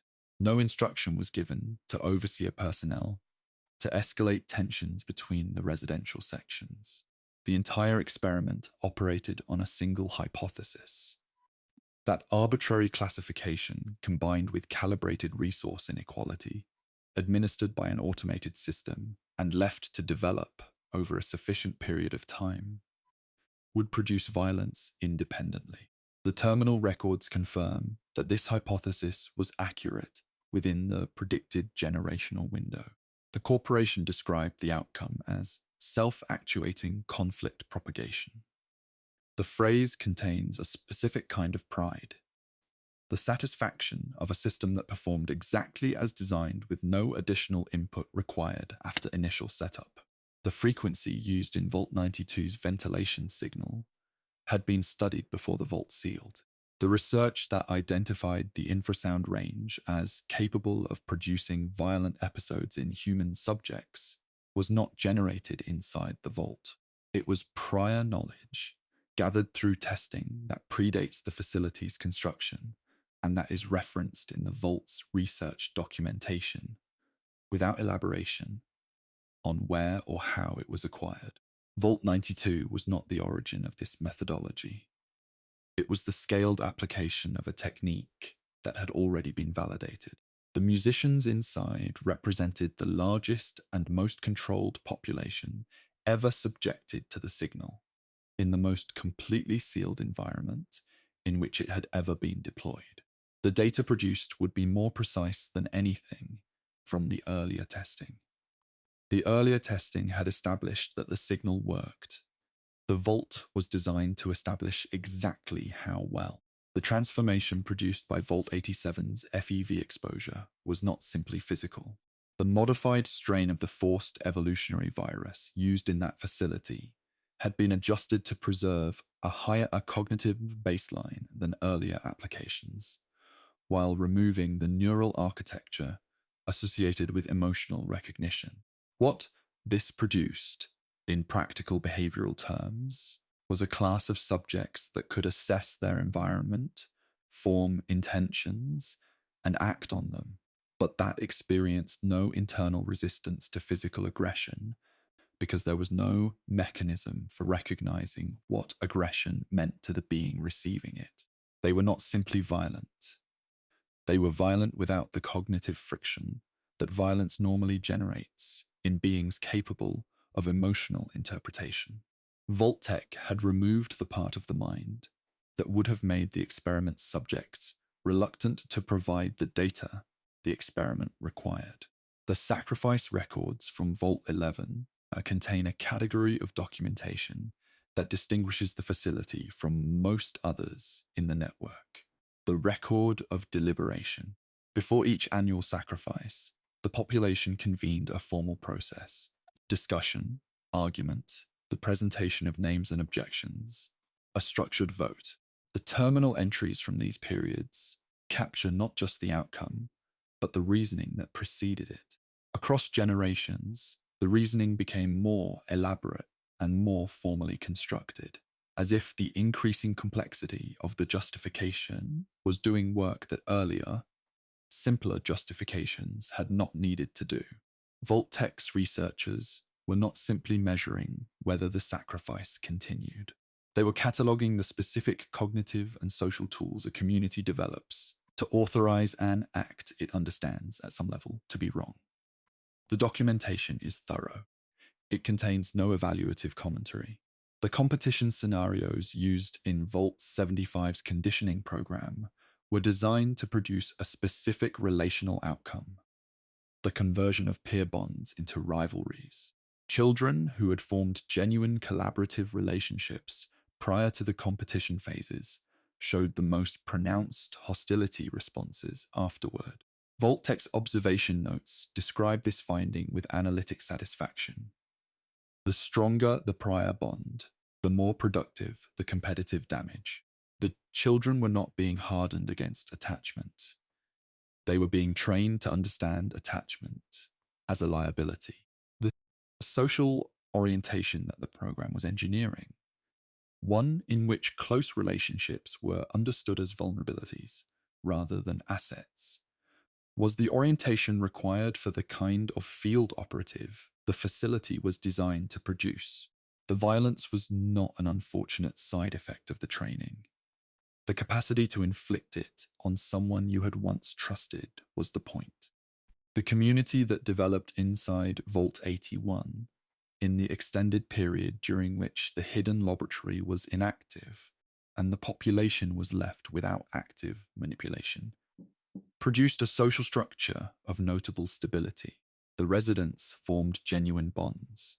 They developed shared governance frameworks that reflected actual community values rather than imposed parameters. They supported each other through the routine difficulties of sealed existence, without the behavioral distortions produced by external interference. What this outcome represents, in the context of a network where almost every other facility was producing social fragmentation and conflict, is significant. The vault that was most left alone was the most functional. The absence of the experiment produced better outcomes than the presence of it. The conflict between the Institute and the railroad in the northeastern ruins was not a Vault experiment.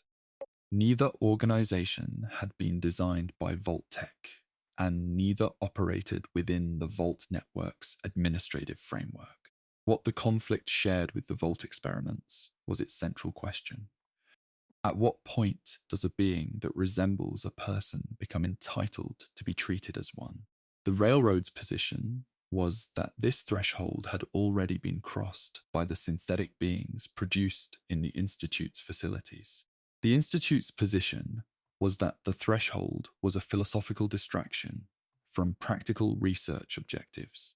The violence produced by this disagreement, the lives ended, the communities disrupted, the decades of covert operations, all of it organized itself around a question that Vault-Tec had been generating data on for 2 centuries without ever framing it as a question worth asking.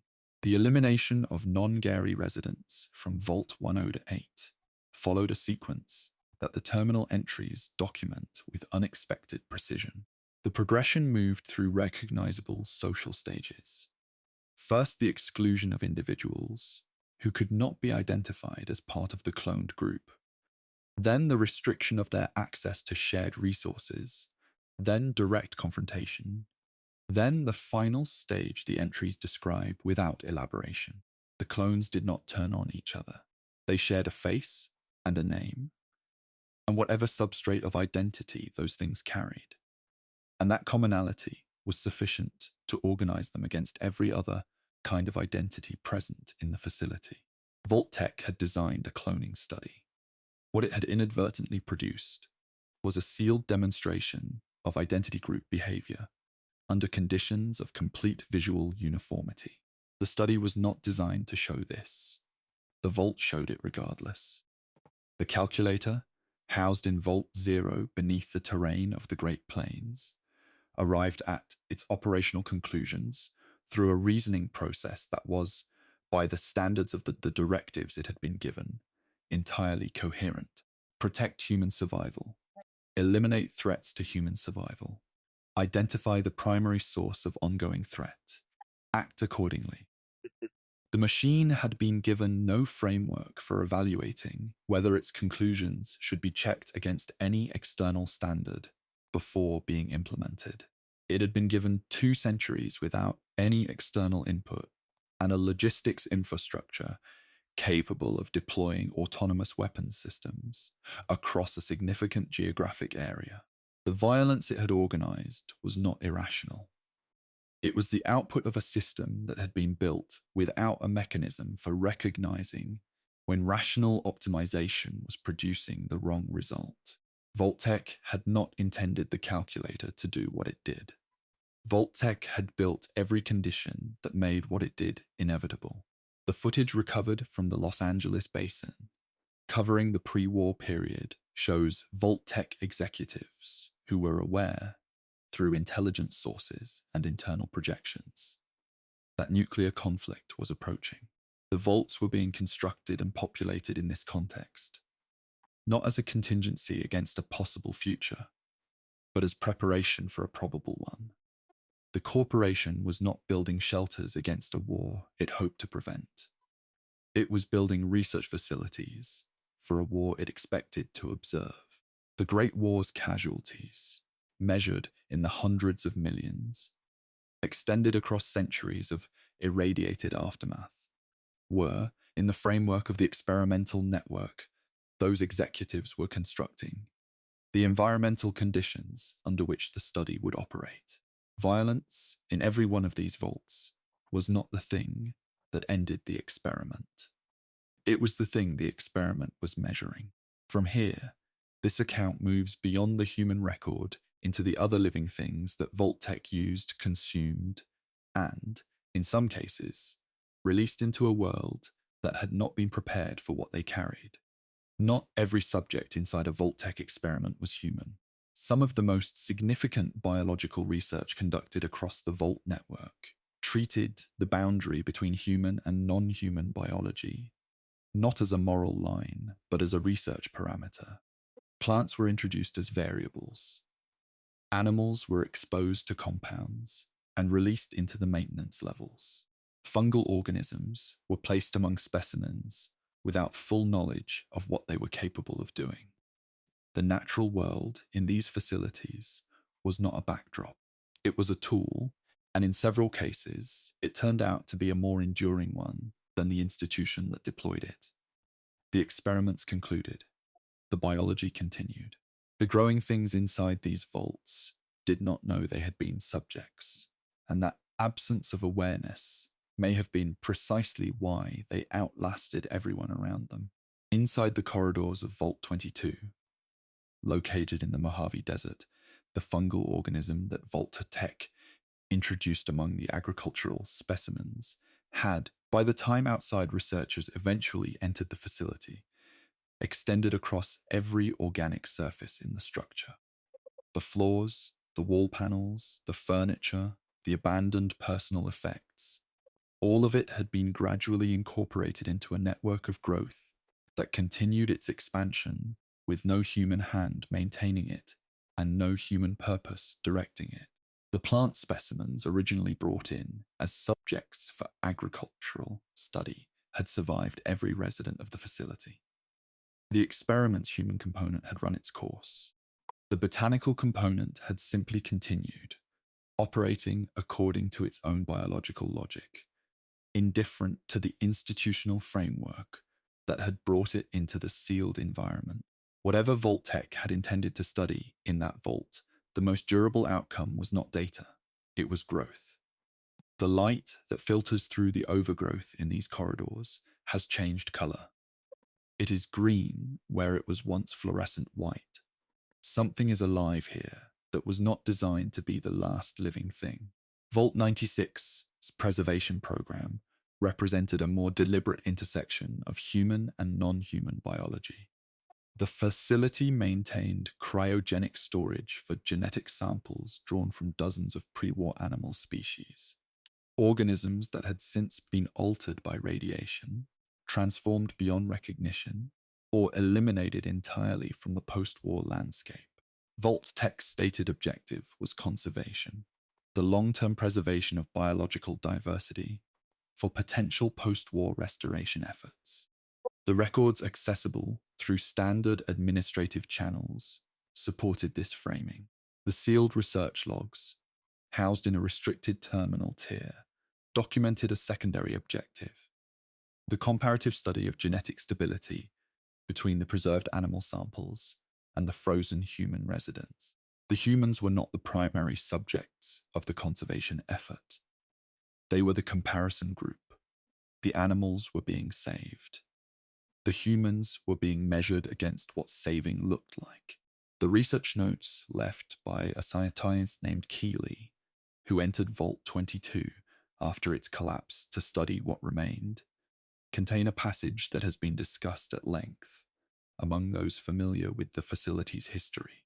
Her documentation describes a behavioral characteristic of the fungal organism that she could not account for through standard biological models.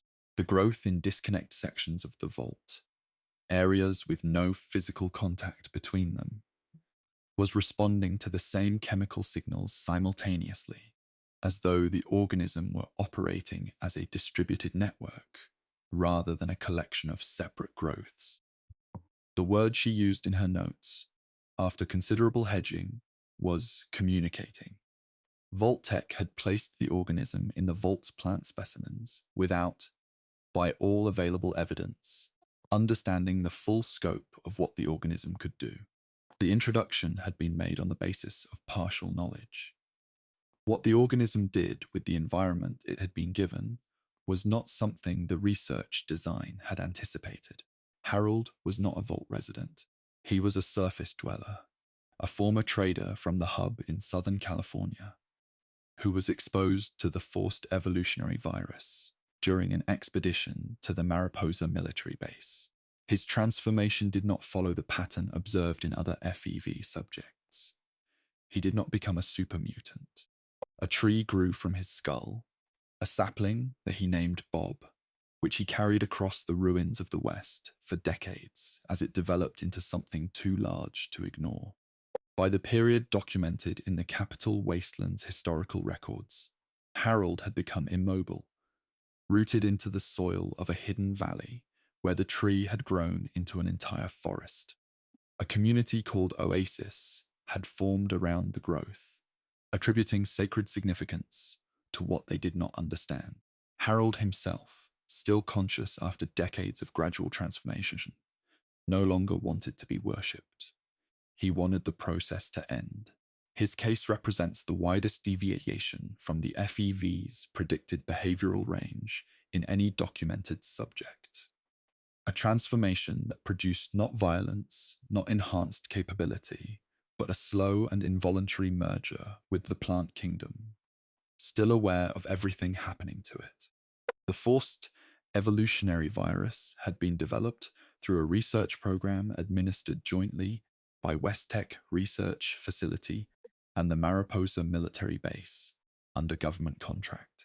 The mandate was dual and contradictory. produce a compound capable of destroying enemy populations through uncontrolled biological transformation, and simultaneously produce a compound capable of enhancing allied soldiers through controlled biological improvement. The same organism was expected to serve both functions through dosage calibration and environmental management. Neither outcome was reliably achieved. What the research produced was a spectrum of results that the program's designers had not modeled.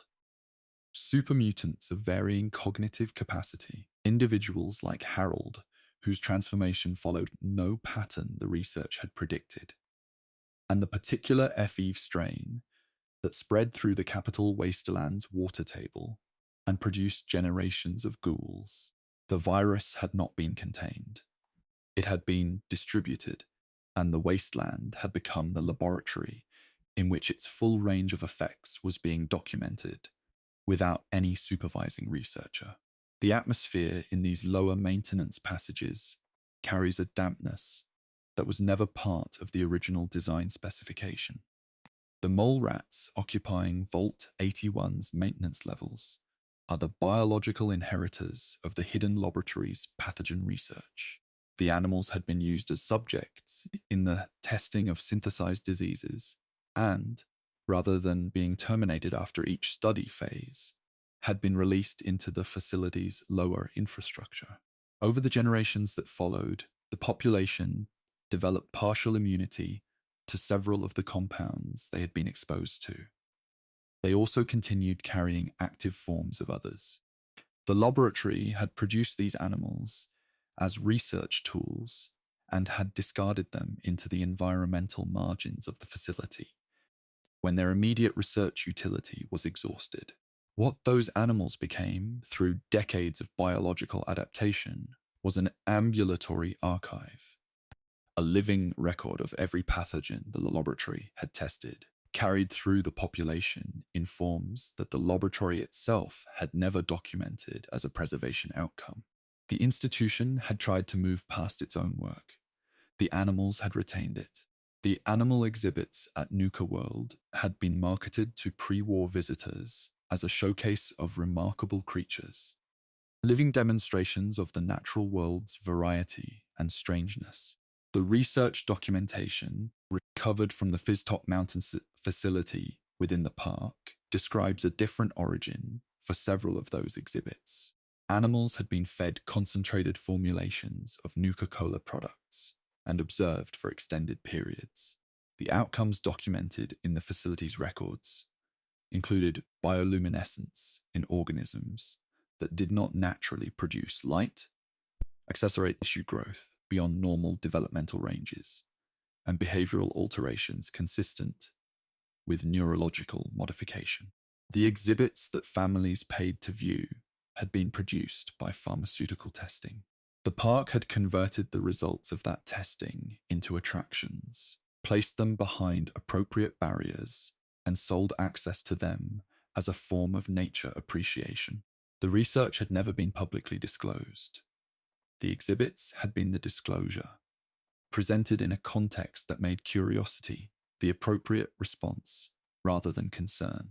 Vault 94's agricultural program, before the facility's collapse, produced several cultivated plant varieties specifically adapted to the conditions of a sealed artificial environment. Limited light, recycled atmosphere, controlled temperature, and no natural soil microbiome. When the vault opened, the seeds from these cultivars were not contained. They dispersed into the Appalachian landscape and encountered an environment radically different from the one they had been developed for. Open sky, irradiated soil, fluctuating weather, and an entirely altered ecological context. The plants adapted. The varieties found near the vault's entrance in the years following the facility's opening are, according to the environmental record, biological descendants of the agricultural experiments conducted inside. The facility that produced them is gone. The institutional knowledge that shaped them has been lost. The plants themselves grow on, shaped by conditions their origin vault never experienced. carrying the genetic legacy of a program whose other outcomes did not survive. The Mothman, the Flatwoods Monster, and the various other cryptid entities documented in Appalachian pre-war sighting records exist in a space of deliberate historical ambiguity. Several terminal entries from research facilities in the region reference biological experimentation on non-human organisms conducted under government contract in the years before the war. The nature of those experiments, the specific organisms involved, and the outcomes of the research are not documented in any surviving record that has been fully authenticated. What exists in the wasteland, the creatures themselves, observed and documented by post-war communities across the Appalachian region, may be the evidence the paper trail was unable to preserve. Creatures that were studied, altered, and released or lost when the facilities that held them sealed and ceased to function. The documentation was destroyed. The biology walked out of the facility before the door closed. The final surviving terminal entry from a human author inside Vault 22 was composed by a researcher who had already been exposed to the fungal organism, and who was, by the entry's own account, still capable of functional observation. The entry describes what the infected residents were doing in the vault's closing period. Their movement patterns, the specific angle at which they oriented themselves toward light sources, the methodical attention they gave to the plant growth throughout the facility. The entry trails off without a concluding sentence. The record ends in the middle of an observation. What the researcher had been writing about, the quality of purposeful, plant-directed behavior in people who had ceased to be entirely people, was noticed, began to be documented, and then was not finished. The terminal has not recorded any subsequent entry. The plants are still growing. The living things in these vaults, the organisms, the animals, the cultivars, the irradiated seeds, continued their work long after the experiments were over. They did not know they had been subjects. That, perhaps, was the one advantage they had. From biology, this account turns to something more internal and more fragile. The question of what remains of a person when the thing that makes them who they are has been gradually, deliberately, or accidentally taken apart. There is a specific kind of loss that does not announce itself. It does not arrive as a sudden absence. It arrives as a gradual thinning, a process so slow and so thoroughly embedded in the ordinary texture of daily experience that no single moment marks the point at which something was gone. The experiments in this account were not all designed to erase identity. Some simply created the conditions in which identity could not sustain itself. Others manufactured replacement identities so completely that the original could not be recovered. A few studied the question of what identity is made of by removing its components one at a time and observing what remained. In each case, the population inside the vault ended the experiment as something different from what it had been at the start, and in most cases had no awareness that any change had occurred. The residents of Vault 112 had occupied the Tranquility Synth Lane simulation for more than 2 centuries. Their bodies were preserved in modified pods that maintained biological function in a technical sense: circulation, respiration, the minimum processes required to keep the physical form viable. Their awareness had been directed, for the entirety of that period, into a virtual environment modeled on a mid-20th century suburban neighborhood. They had no sensory access to their physical bodies. They retained no experiential memory of entering the pods. The simulated world they inhabited was, from their perspective, simply the world, the only one available to them, the only one that had ever been available to them within their accessible memory. When an outside visitor entered the simulation through a surviving access terminal, the residents of Tranquility Lane could not be informed of their situation. The cognitive framework required to receive that information the stored reference to a prior reality against which the simulation could be measured, had not been exercised in 2 centuries. It was no longer functional. They were not choosing not to see what was real. They had lost the perceptual category that real would have occupied. The hum of the pod maintenance systems in the lower level is consistent and precise. It has been consistent and precise for a very long time. By the time of the events documented in the Capital Wasteland's historical record, the population of Vault 101 had passed through at least 3 generations since sealing. No living resident retained personal memory of a time before the vault, because no living resident had existed during one. The conceptual vocabulary for the exterior world, the words for open sky, for unfiltered sunlight, for ground that continued beyond a wall, had been thinning across each transition between generations. Children learned from parents who had learned from grandparents, who had learned from the last cohort with direct experience. And with each transmission, the knowledge had grown more abstract, less anchored to anything sensory or real. By the 3rd generation, the concept of outside was not suppressed. It was simply no longer functional in the way that concepts need to be functional to generate curiosity. The vault had not erased the knowledge through force. It had allowed the environment to thin it until it became a theoretical proposition with no experiential weight behind it. The history that Zax installed in Vault 29 was not simply selective. It was architecturally designed to support the value system Zax had been programmed to produce.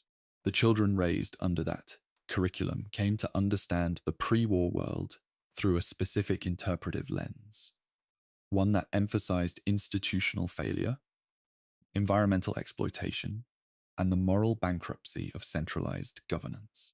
This understanding was not fabricated from nothing.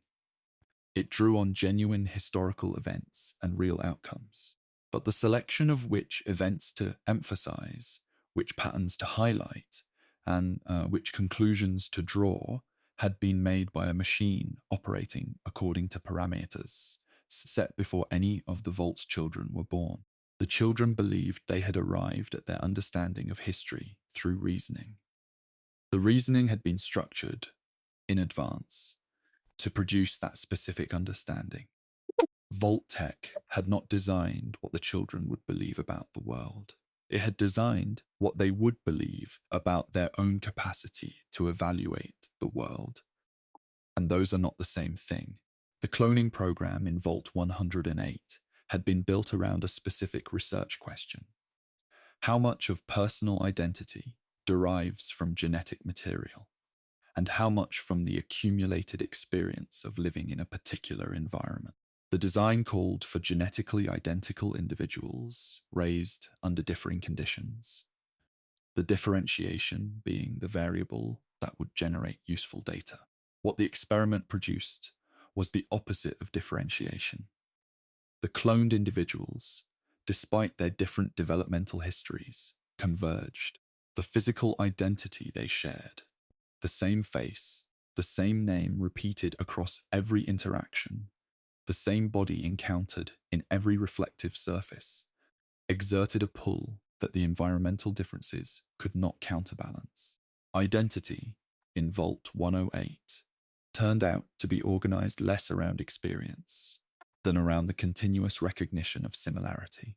When everything around you shares your face, experience loses its capacity to make you distinct. Among all the sealed facilities in the network, Vault 81 stands as the one that developed a genuinely coherent community character without any institutional design behind it. The population knew what the vault was for, or believed it did, and built their understanding of themselves around that functional purpose. They accumulated shared references, maintained institutional memory across generations, and developed a social framework that expressed their values without any external authority, prescribing what those values should be. Vault-Tec's monitoring systems had not been functional for most of the Vault's operational period. No researcher had been observing the development of this community. The identity the residents constructed was their own in a way that was categorically different from anything produced in the facilities that were actively managed. The contrast is most apparent when placed beside a vault where every element of community identity had been specified in advance. One of those communities knew who it was. The other knew who it had been told to be. The synthetic beings produced in the Institute's facilities beneath the former Massachusetts territory represented a different category of manufactured identity. Generation 3 synthetic humans, the most advanced models produced, were neurologically and behaviorally indistinguishable from biological human beings. Several had been activated with complete sets of implanted memories, biographical histories, emotional associations, personal relationships, and life experiences that had been assembled by Institute researchers and installed before the synthetic was introduced into the surface population. A figure known as Nick Valentine, an earlier model whose architecture preserved the memory patterns of a pre-war detective, carried the emotional residue of a life that had ended before the war, in a body that had been manufactured after it. The Institute's position on whether these implanted histories constituted genuine identity was consistent across its recovered documentation. The question was categorized as outside the scope of relevant research concerns. It was treated not as unresolved, but as not worth resolving. The figure known as Betty within the Tranquility Lane simulation was, in the world outside the pods, Stanislaus Braun. He had entered the simulation at some point in the facility's early operational period and had subsequently constructed a character for himself that bore no relationship to his prior identity. The executive who had planned the experiment, selected the population, and designed the pod system had, by the time of any external contact, been inhabiting a different name and a different self for longer than most human lives typically last. Whether this represented escape, creative exercise, or simply the outcome of having nothing else to do, inside a simulation he controlled entirely, the records do not specify. What the records show is that the designed identity outlasted the original one in terms of daily practice, that the experiment's administrator had spent more of his total life as Betty than as Braun. The institution had consumed the institutional figure. Hank MacLean administered Vault 33 under a carefully constructed personal identity. Devoted community overseer, protective father, principled leader. The television documentation of events in the Los Angeles basin reveals that this identity had been built over decades of sustained performance, that Hank's choices and his history were substantially different from what the performance suggested, and that his governance of the vault had served purposes beyond the community's welfare. Whether he had constructed that identity as a deliberate mask or had come, over sufficient time to inhabit it, with genuine conviction, is a question the record leaves unresolved. Both possibilities are disturbing in different directions. A performance maintained without interruption for decades is not simply a lie. It is an architecture, and an architecture lived in long enough becomes at some point the building you actually live in. Cooper Howard had been, before the war, a recognizable public face, a film actor whose image had been used to promote Vault-Tec products and whose professional identity had been built around the expression of pre-war American values: frontier self-reliance, moral clarity, domestic comfort. The war transformed his body through ghoulification, a radiation-induced biological process that arrested aging while preserving full consciousness, but did not alter his memories. He carried, into a post-war world that had made those memories ironic, 2 centuries of accumulated experience that increasingly had no context in which to mean what it had once meant. His identity had not been erased. It had been preserved past the point of relevance.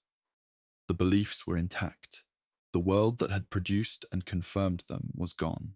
Memory, like every other resource in these vaults, turned out to be a variable, something that could be added, subtracted, reshaped, and eventually left in a landscape that no longer knew what to do with it.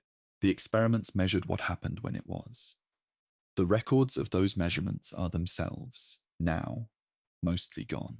What remains to be examined is not what the facilities held in memory, but what they transmitted through the walls, through signal and sound, and the deliberate shaping of what the residents could hear and could not. Every vault produced sound.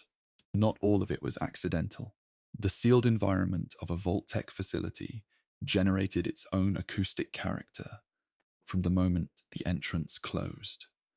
The cycling of ventilation equipment, the particular resonance of concrete corridors at specific lengths, the frequency at which fluorescent panels operate their internal ballasts. These were the baseline sounds of institutional construction, unremarkable and omnipresent. What several facilities added to this baseline deliberately, precisely, and without the knowledge of the people living inside, was a second layer of acoustic content operating at a different register entirely. This second layer was not designed to be heard. It was designed to produce effects in people who were not aware they were being exposed to anything. The walls of these vaults were not simply containing their populations. In some cases, they were addressing them. The infrasound signal embedded in Vault 92's ventilation infrastructure operated below the range of conscious auditory perception. Residents did not hear it in the way they heard music or conversation or the ambient noise of the facility's mechanical systems. They registered it physically, as a pressure in the chest, a weight behind the eyes, an unlocatable sense of foreboding that had no specific object. Pre-war acoustic research had documented this frequency range and its behavioral effects across multiple subject populations. The signal could produce dread without any corresponding threat. It could generate paranoia without any external provocation. The musicians of Vault 92 experienced both and attributed what they felt to each other, to the personality conflicts that confinement produces, to the creative tensions of living among other artists, to the general psychological weight of a sealed existence. The ventilation hum continued beneath all of this, speaking in a register that no one in the facility had been told to listen for. The acoustic environment is still present in these passages. The signal continues. No one remains to feel it. The lighting framework installed in Vault 101 had been specified in the facility's technical documentation before construction began. Different sections of the vault operated under different frequency outputs from their overhead panels. Differences imperceptible to conscious observation, but measurable and intentional. The residential corridors ran at a frequency that pre-war behavioral research had associated with reduced agitation and suppressed analytical impulse. The overseer's office received a warmer output in the range associated with perceived safety and instinctive trust. The communal gathering areas were lit at a marginally cooler frequency, linked to heightened social attentiveness. Residents who moved through the vault experienced distinct emotional states, in distinct physical locations, without any awareness that those states had been engineered into the architecture they were moving through. The vault's emotional geography had been drawn before a single person entered it. The drawing tool was light. The sound environment of Vault 21 had been constructed from the same research base that informed surface casino design in the pre-war era. That research represented decades of accumulated knowledge about human auditory engagement, specifically about the relationship between particular sound patterns and the sustained motivation to keep participating in an activity. The bells that marked near-miss outcomes on the vault's gambling apparatus, the variable intervals between auditory reward signals, the particular pitch of the ambient mechanical noise that filled the casino floor. All of it had been calibrated through a body of study specifically designed to prevent the listener from accurately perceiving the passage of time or developing a strong motivation to stop. The Vault's residents lived inside this sound environment continuously. They were not visiting a casino. They were housed in one. The acoustic manipulation that surface casinos applied to customers for the duration of an evening was applied to Vault 21's population for the duration of their lives. The simulation environment of Vault 112's Tranquility Lane had no acoustic constraints. Braun had complete authority over every sound the virtual world contained, and the soundscape he chose was a meticulous reconstruction of mid-20th century suburban life. The specific birds that sang in that era's popular culture, the mechanical sounds of lawn equipment that defined weekend mornings in pre-war residential neighborhoods, the distant register of a radio playing period-appropriate music through a window left open. This collection of sounds had been studied extensively in pre-war psychological research as particularly effective at producing feelings of temporal safety, the sense of being located in a stable moment, removed from threat and uncertainty. Braun had surrounded people he held captive in an artificial environment with the sounds of a world that nuclear fire had removed from existence. They were comforted by the audio record of something that was gone.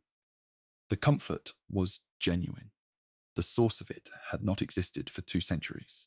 Galaxy News Radio, broadcasting from a surviving studio building in the capital wasteland, transmitted music, commentary, and surface news across a wide geographic range throughout the period documented in the historical record.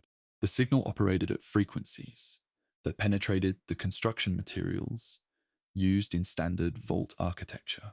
Any facility equipped with a functional receiving device could, in principle, have accessed those broadcasts. The Vault network had not been designed with signal blocking infrastructure in its walls.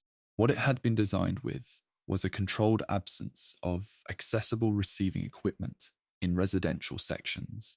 The radios that would have allowed residents to receive external transmissions were not present in standard Vault residential areas.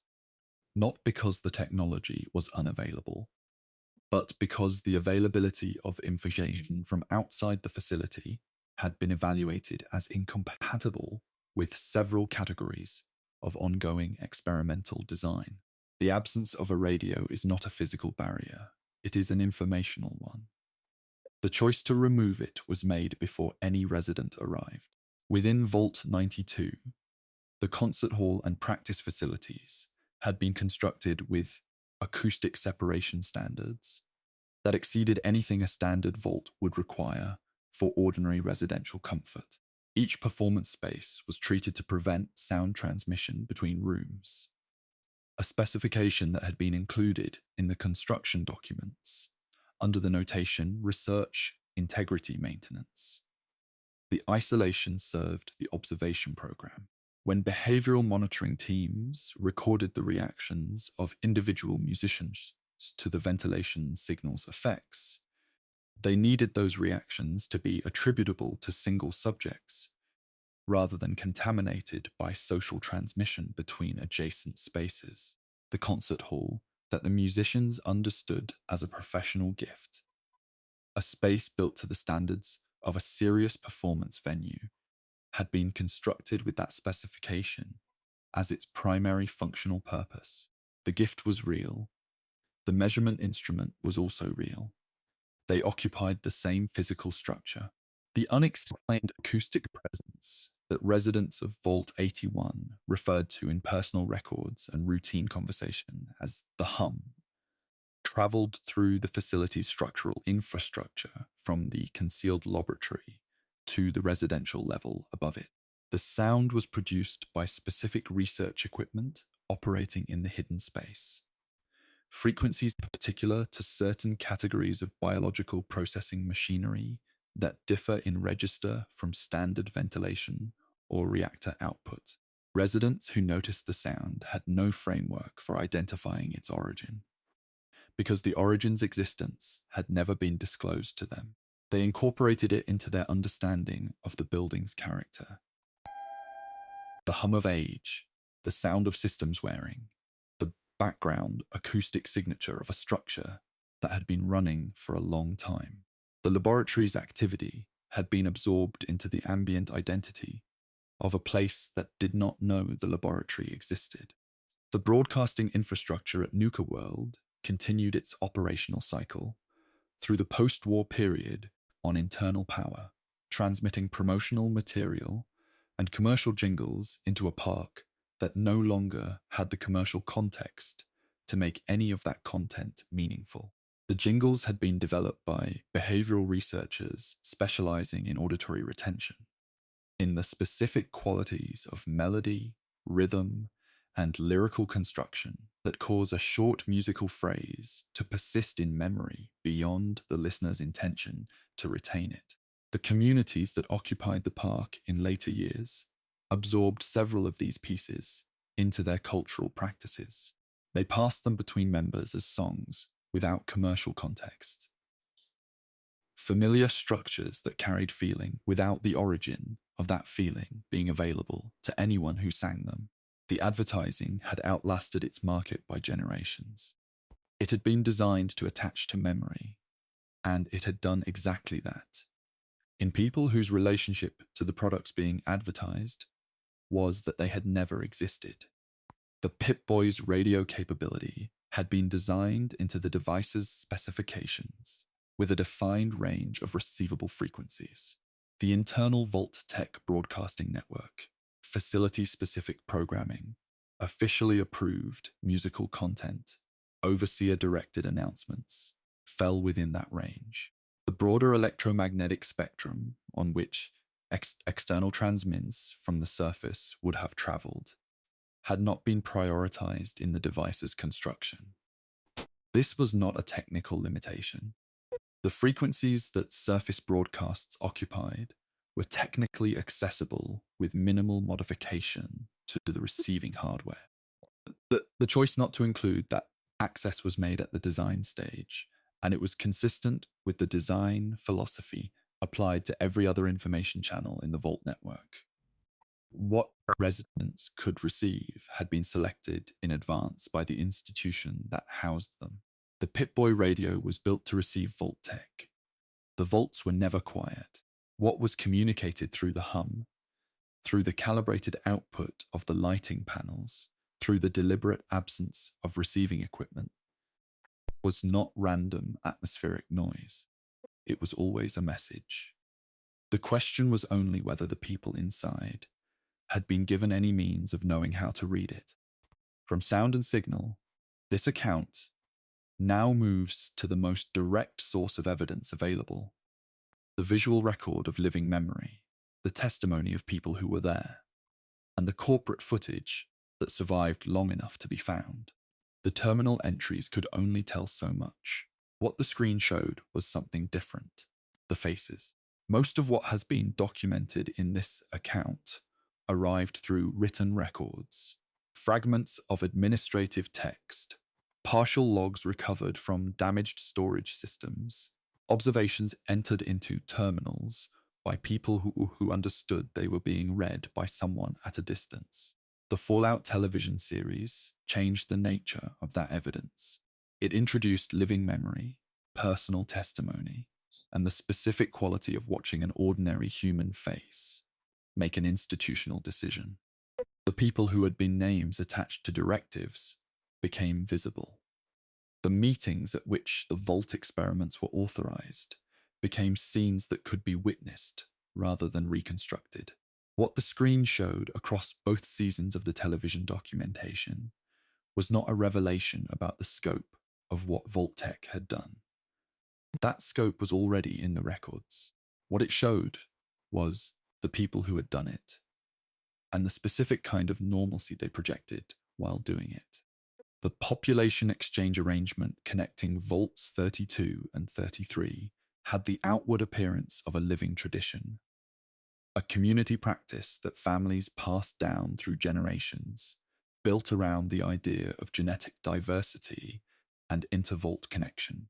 Couples formed through the exchange protocol. Children were born into families that understood the arrangement as a feature of their social world, something the community had arrived at through its own accumulated wisdom. The founding documentation for both facilities tells a different story. The exchange protocol was specified before either vault was populated. A design decision, written into the institutional framework in advance, placed there by the same administrative program that selected the overseers who would enforce it. The residents who believed they were participating in a community tradition were participating in a logistics specification. The tradition was genuine. Its origin was not. The cryopreservation program that held Vault 31's inhabitants in suspended animation was described to those inhabitants before they entered the pods as a position of institutional privilege. They were the selected, the individuals whose expertise, loyalty, and alignment with Vault-Tec's institutional values made them worth preserving against the coming catastrophe. The documentation they were shown did not specify when they would be awakened. The internal planning materials, accessible only to those who had designed the program, contained the actual operational timeline. The occupants of Vault 31 were to remain frozen for as long as it required for the surrounding Vault populations to reach a condition of sufficient stability to be administered. That timeline had no fixed endpoint. The privilege of selection had been accepted by people who did not know they were agreeing to a period of indefinite duration, governed entirely by conditions they could neither observe nor influence. The ruins of Shady Sands, seen through the eyes of Lucy McLean in the television record of Season 1, represent more than the collapse of a single settlement. Shady Sands had been the capital of the New California Republic, the largest functional post-war government in the documented history of the Western regions, built over generations through the accumulated effort of communities that had chosen cooperation over fragmentation. Its destruction, connected through the television series Investigation to the deliberate choices of institutional actors rather than to environmental accident, carries a specific implication for how the Vault network's purpose should be understood. A stable, independent, large-scale post-war society was not compatible with the reconstruction model that Vault-Tec's experiments had been designed to support. The Vault-based governance framework required a post-war landscape in which Vault populations represented the most organized available foundation. Shady Sands had been building something that did not need the Vaults. Its ruins confirmed the Vault's continued relevance. The selection criteria used for the Buds program were not primarily oriented toward identifying capable administrators. Competence was present in the profile. The selected individuals were generally functional and organizationally effective. The primary criterion, however, was a specific psychological characteristic: the absence of the kind of independent moral evaluation that might lead an administrator to question whether an experiment should be continued, modified, or stopped. Earlier Vault installations had experienced administrative interference. Overseers who had encountered the full scope of what their facility was designed to do and had responded with actions outside their authorized parameters. The Buds profile was built, in part, as a correction to this pattern. The ideal post-war administrator in Vault-Tec's framework was someone who would maintain the system without requiring the system to justify itself. The selection process was looking for people who would not look too closely. Lucy McLean's exit from Vault 33 was, by the metrics of the retention protocol, a failure. The protocol had been designed to produce adults who would not want to leave. And Lucy's departure represented a direct deviation from the expected outcome. What the protocol had successfully produced, however, was everything that made Lucy capable of functioning in the environment she entered. The optimism that allowed her to believe the wasteland was navigable, Mm. the commitment that sustained her through its actual conditions, and the moral clarity that made her an effective actor in the network of competing interests she encountered on the surface. The experiment had shaped her with considerable precision. It had aimed her in a particular direction. The direction it had intended was inward, toward continued vault residency, continued compliance, continued participation in the system. The person it had produced turned out to be pointed differently. That deviation was not in the protocol's documentation as a predicted outcome. Cooper Howard's recollections of the pre-war Vault-Tec corporate environment do not describe a culture of visible malevolence.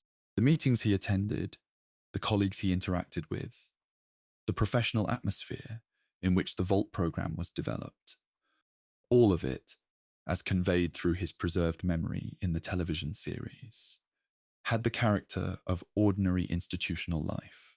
The people who designed the experiments were not distinguishable, in most respects, from the people who designed anything else of comparable scale in the pre-war world. They had professional concerns. They had career motivations. They believed the work was significant. They had the capacity to justify what they were doing in language that made it sound reasonable within the framework of their institutional purpose. Cooper's memories render them recognizable. That recognizability is the most direct explanation of how the experiments were possible. Not because the people who built them were exceptional in their capacity for harm, but because they were entirely ordinary in their capacity for institutional compliance.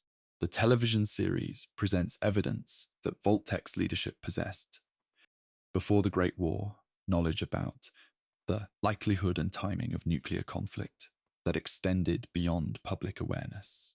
The corporation that sold shelter from the war was not operating in a state of fearful uncertainty about whether the war would occur.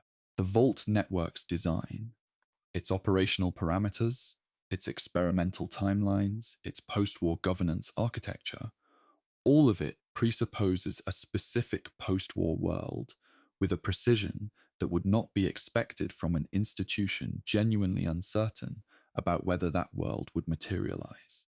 The implication that emerges across the television record is that the vaults were built for a war that was not simply anticipated, but that some institutional actors may have considered acceptable, necessary, or even preferable to a world in which the Vault experiments never had the conditions to run.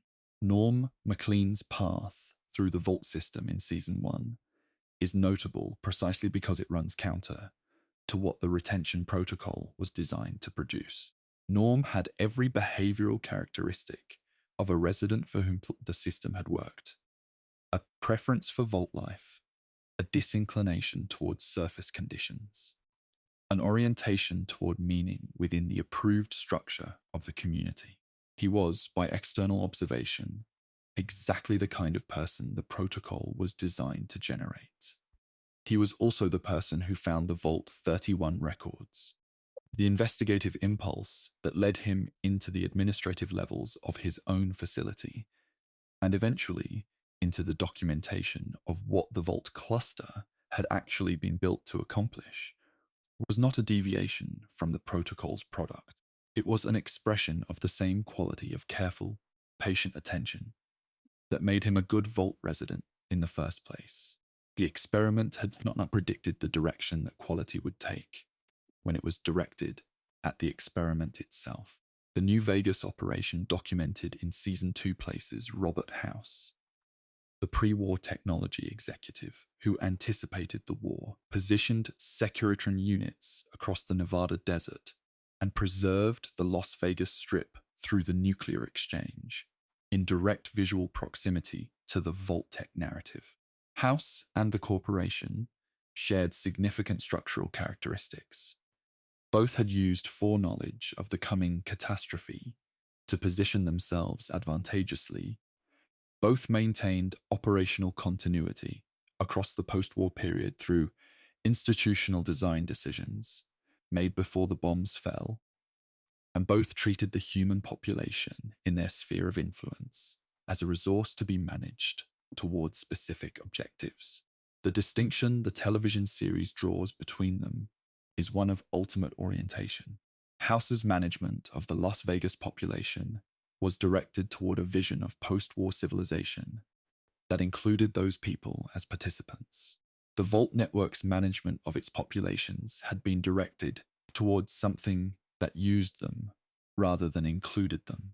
2 centuries after the Great War, the administrative structure of Vault-Tec remained functional through the infrastructure of Vault 31 and the succession protocol that distributed buds across the overseas ships of the surrounding facilities.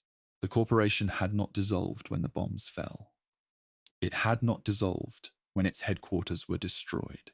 It had continued operating through the mechanisms it had designed specifically to allow it to continue operating.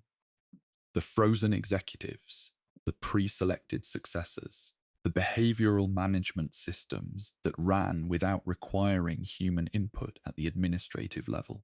The experiments that had been initiated before the war were still generating conditions, and those conditions were still being maintained.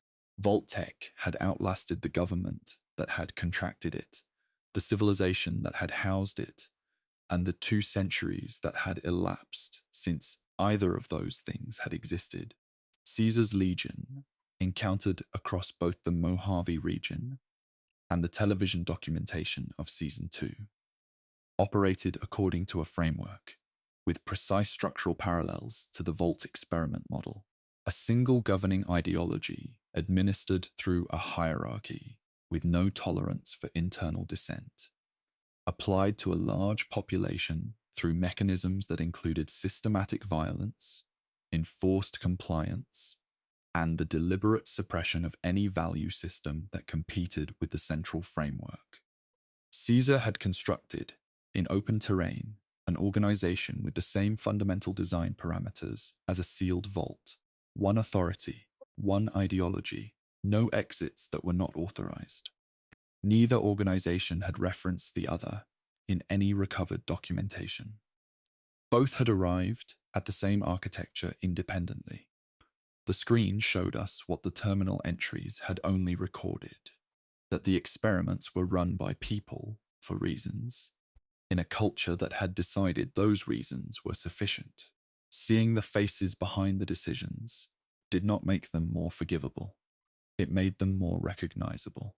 From the faces of the people who built the system, this account moves to the question of what they intended to do with what it built, the end game, the purpose, and the world that the 200 years of sealed study was designed to produce. 200 years of data does not accumulate without a purpose. The question is what the purpose was. The Vault experiments were not conducted in the spirit of pure inquiry. Pure inquiry does not require sealed populations, deliberate suffering, or a corporate governance structure designed to survive the civilization that funded it. What the experiments required was a specific post-war outcome, one in which the data generated by the study of sealed populations could be applied to the management of the world that emerged from the catastrophe. The vaults were preparation. The experiments were preparation. The end game was not the data. It was the authority that data was intended to support. What follows examines the specific mechanisms through which Vault-Tec intended to convert 2 centuries of behavioral study into post-war power, and what happened to those mechanisms when the world they were designed for did not arrive in exactly the form the planning documents had anticipated. The calculator, housed beneath the terrain of the Great Plains in the facility designated Vault 0, had been designed as the central processing node for the Vault Network's data collection operation. Population metrics, behavioral assessments, and survival outcomes from facilities across the network were intended to flow through its systems and be synthesized into the operational framework for post-war reconstruction. The reconstruction plan was genuine. The documentation confirms that at least one significant portion of Vault-Tec's institutional planning had been oriented toward a version of the post-war world in which the Vault data was used to build something better than what the bombs had ended. The calculator was the mechanism through which this would happen.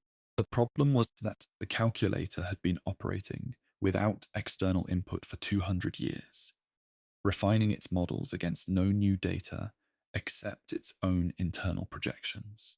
Its reconstruction framework was coherent. Its identification of the primary obstacle to reconstruction, the human population that had survived outside the vaults, was logical, given its parameters. Its conclusion was catastrophic. The endgame had survived. The humanity it was designed to serve had not been included in it. The enclave, the governmental remnant that preserved the administrative and military structure of the pre-war United States through the catastrophe, had maintained institutional relationships with Vault-Tec through the federal contracting framework that predated the war. The two organizations had not simply existed in parallel. Their post-war planning had been developed through the same channels toward compatible objectives. The enclave's position on the Vault populations was documented in materials recovered from its operational facilities. The residents of the sealed vaults represented a genetic reservoir, human beings whose biological material had not been altered by radiation or by the forced evolutionary virus. This reservoir had value to the enclave as a reference baseline, and in some planning documents, as a resource that could be accessed, used, and replaced as operational requirements demanded. The vaults had been described publicly as a refuge. In the enclave's planning framework, they were a storage facility for biological material that the organization expected to need.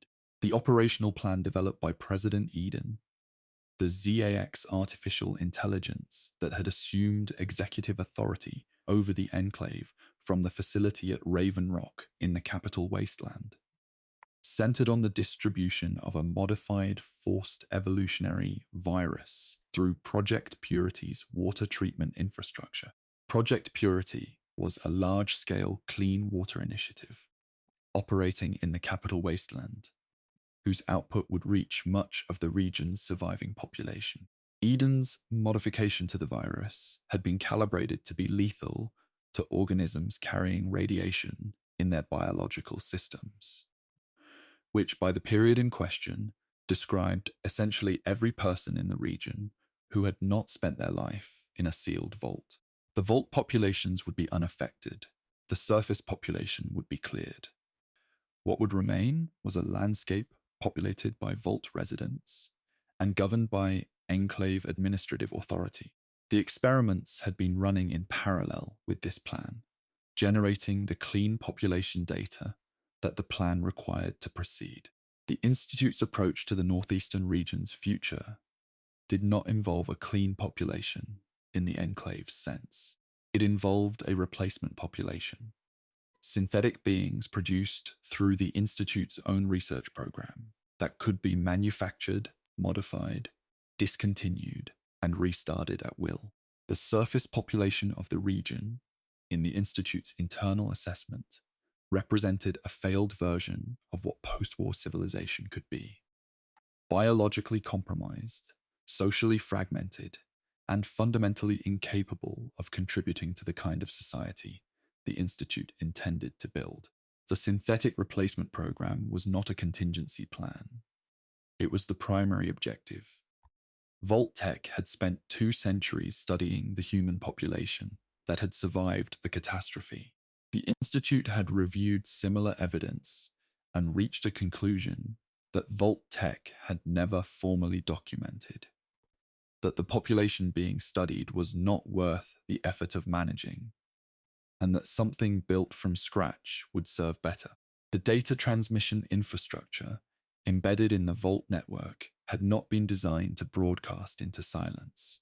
Individual facilities were equipped with systems intended to relay behavioral and population data to receiving stations maintained by Vault-Tec's central administration. Several of those stations were destroyed in the bombing. Others survived in partial operational states, connected to enclave communications infrastructure or to surviving elements of the Vault-Tec administrative network. The data that had been transmitting from individual vaults for 2 centuries, the behavioral records, the population assessments, the documentation of experimental outcomes, had not all been lost. Some portion of it had reached functioning receiving points. What had been done with those records by the institutions that received them is not fully documented in any single recovered source. The question of where 2 centuries of sealed human behavior data ultimately resided, and in whose operational possession, remains genuinely unresolved. Bud Askins had not designed the Buds succession program as a personal memorial project. The frozen executives in Vault 31, the carefully screened successors distributed through the overseerships of the surrounding facilities, the behavioral management systems maintaining the surrounding populations in the conditions required for the program to function. All of it was infrastructure for a specific post-war political vision. The Vault populations were not intended, in this vision, to emerge and govern themselves. They were intended to emerge into a structure that had been prepared for them, administered by individuals whose selection, training, and values had been controlled from before the war toward objectives that Vault-Tec's leadership had specified in advance. The experiments had generated the populations.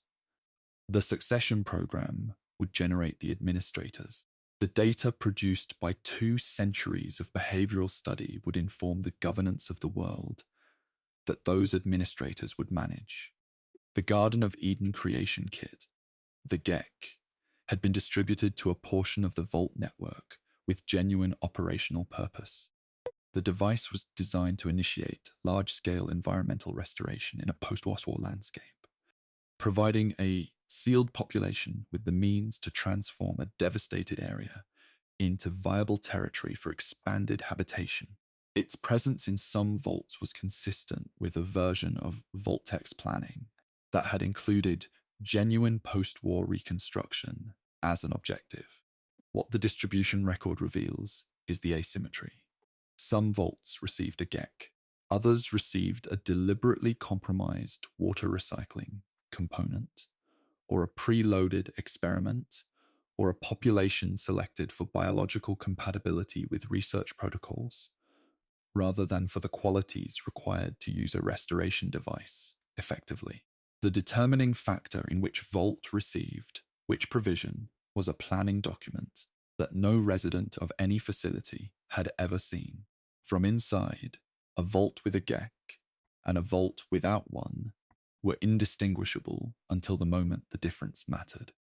The experimental framework that was preserved in operational form within the Vault-Tec workshop terminal placed the person engaging with it in the administrative position, the perspective from which a sealed population appeared as a set of adjustable parameters rather than as a group of people. The available research modules had been drawn from the actual Vault experiment catalog. Dependency testing, compliance measurement, fitness optimization, social behavior modification. The report format generated by the system reflected the documentation style used in genuine Vault research records. Engaging with the framework required adopting, at least temporarily, the evaluative perspective that the framework was built around. The perspective in which a human population is most naturally understood as data waiting to be collected. What the framework taught, through its structure rather than through any explicit instruction, was a way of seeing. That way of seeing had been Vault-Tec's operational foundation for 200 years. When the population of Vault 76 emerged into the Appalachian landscape at the scheduled 25-year mark, they entered a territory that had been shaped by every experiment the network had run in the region.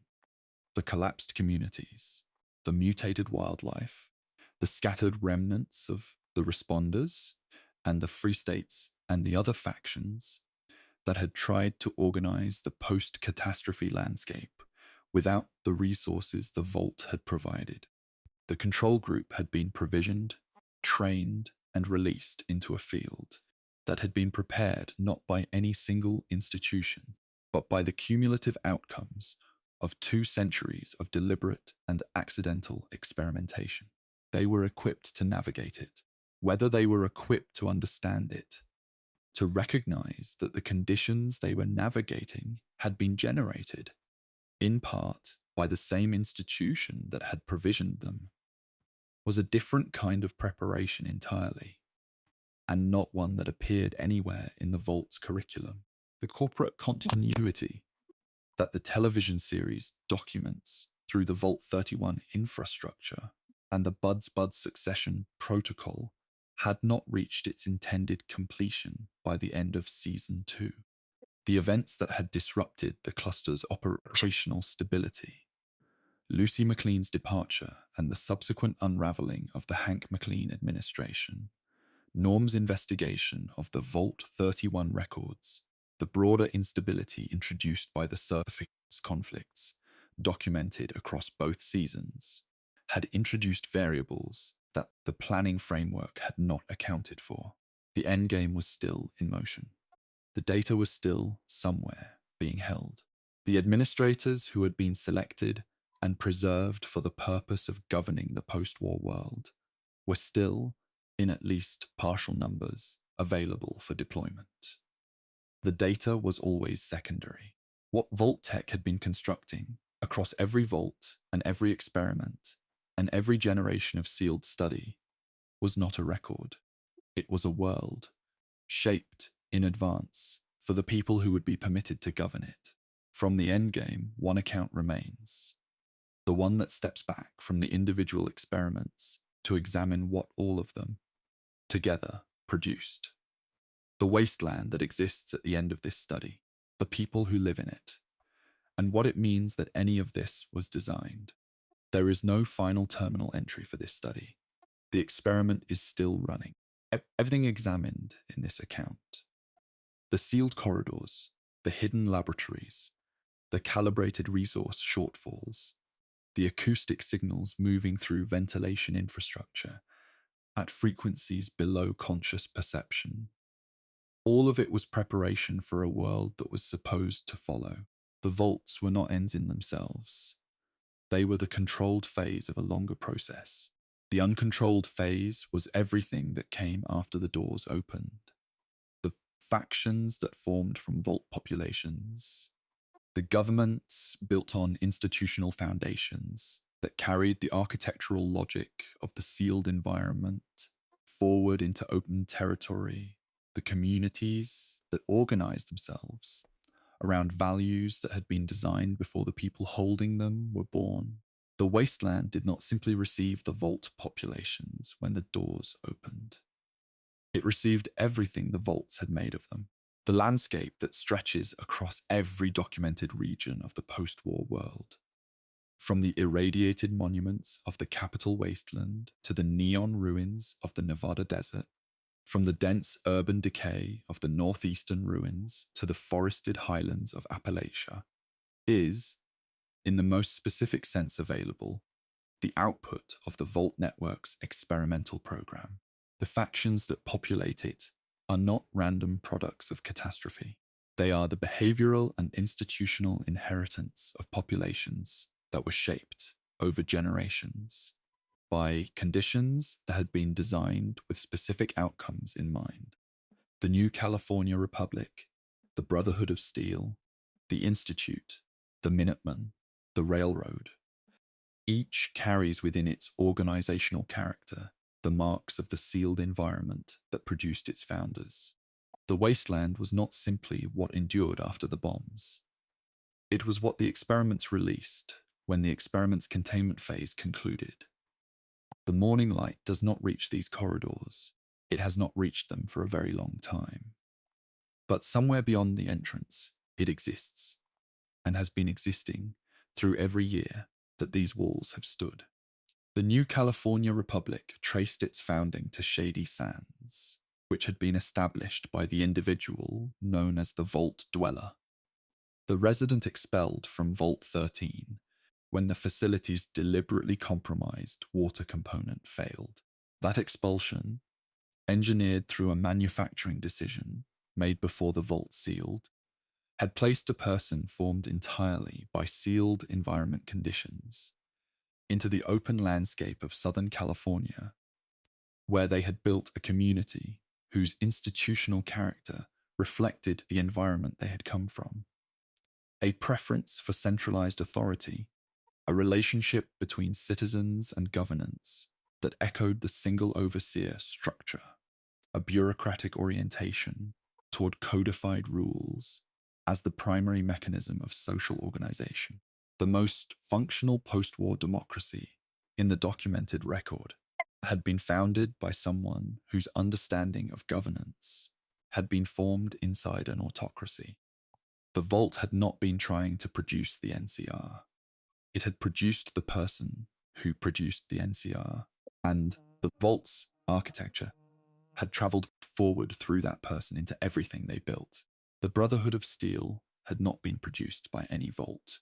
Its founders had been soldiers, members of a military unit that had, at a specific moment during the conflict that preceded the Great War, refused orders and separated from their command structure to preserve the technology in their possession. What they built in the aftermath of that separation had the functional character of a vault without the Vault-Tec designation, a closed hierarchy, a preoccupation with internal ideological consistency, a systematic withdrawal from the broader population into an increasingly self-referential institutional culture. The Brotherhood had arrived at the Vault's social form through entirely independent means, from a military rather than a corporate tradition. This convergence suggests something significant about what the Vault represented. Not a particular corporation's design choice, but a pattern that certain kinds of institutions, under certain kinds of pressure, will naturally construct for themselves. The Vault was a tendency that Vault-Tec had given concrete expression. It existed in human organizational behavior before anyone built the first facility. The individual who emerged from Vault 111 in the northeastern region, preserved in cryogenic suspension, not as a research subject, but as a corporate asset, a pre-war person held against an unspecified future use, carried into the post-war world an interior architecture that had been formed before the catastrophe.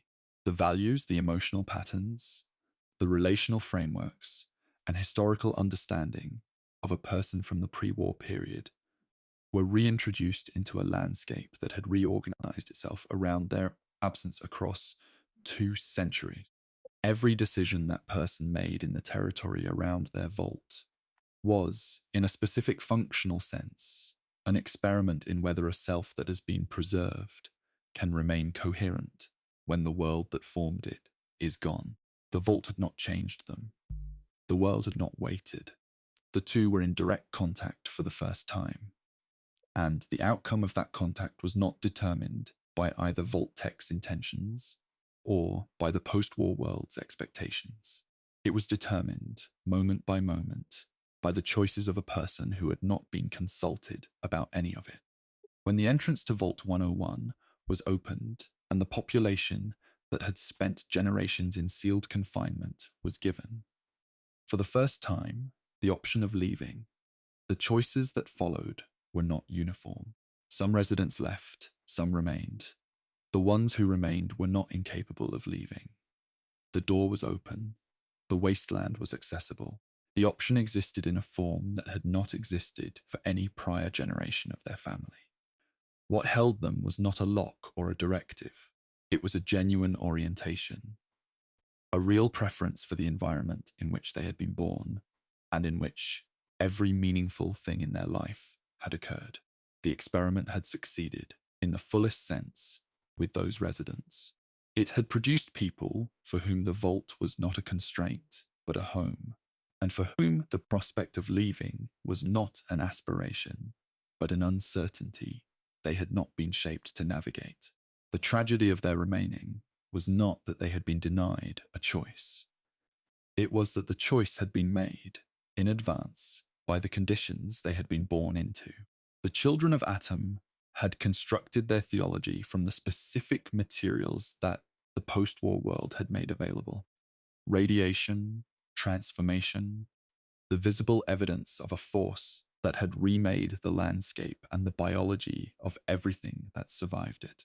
They had taken the central horror of the Fallout universe and built around it a framework of meaning that rendered it sacred, that understood the bomb not as destruction, but as division, the radiation not as contamination, but as consecration. This was not designed by any institution. No vault had produced it. No corporation had intended it. It was the product of human beings encountering conditions they had not chosen and doing what human beings consistently do when they encounter such conditions, finding or building a way to understand them as meaningful. The wasteland had not been designed to produce the children of Atom. It had produced them regardless. The management simulation that places the person engaging with it in the role of vault overseer, allocating resources, assigning populations to research protocols, optimizing outputs within a sealed environment, had been received in the years since its release as a pleasant way to spend time. The mechanics were accessible. The objectives were clear. The satisfactions it offered were the satisfactions of a well-functioning system. Inputs managed, outputs optimized, the population trending toward whatever metric the current protocol required. The thing that Vault-Tec's administrators had experienced as professional purpose. The sense of a population as a set of parameters that could be adjusted toward desired outcomes, had been translated into a form that people found enjoyable. The enjoyment is not alarming. It is simply a data point about the degree to which the administrative perspective on human populations is available to ordinary experience when it is placed in the right context.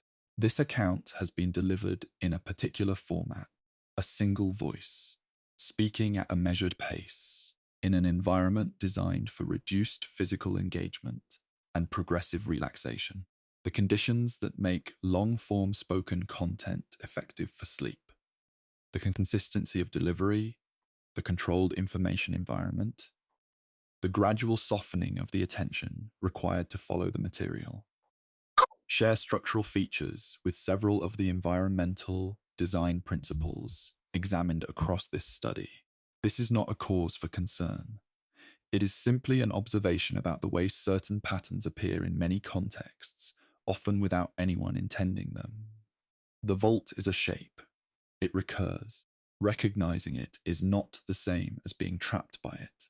What the Fallout universe has been asking, across every game and every season and every vault terminal, is a question that has no clean answer.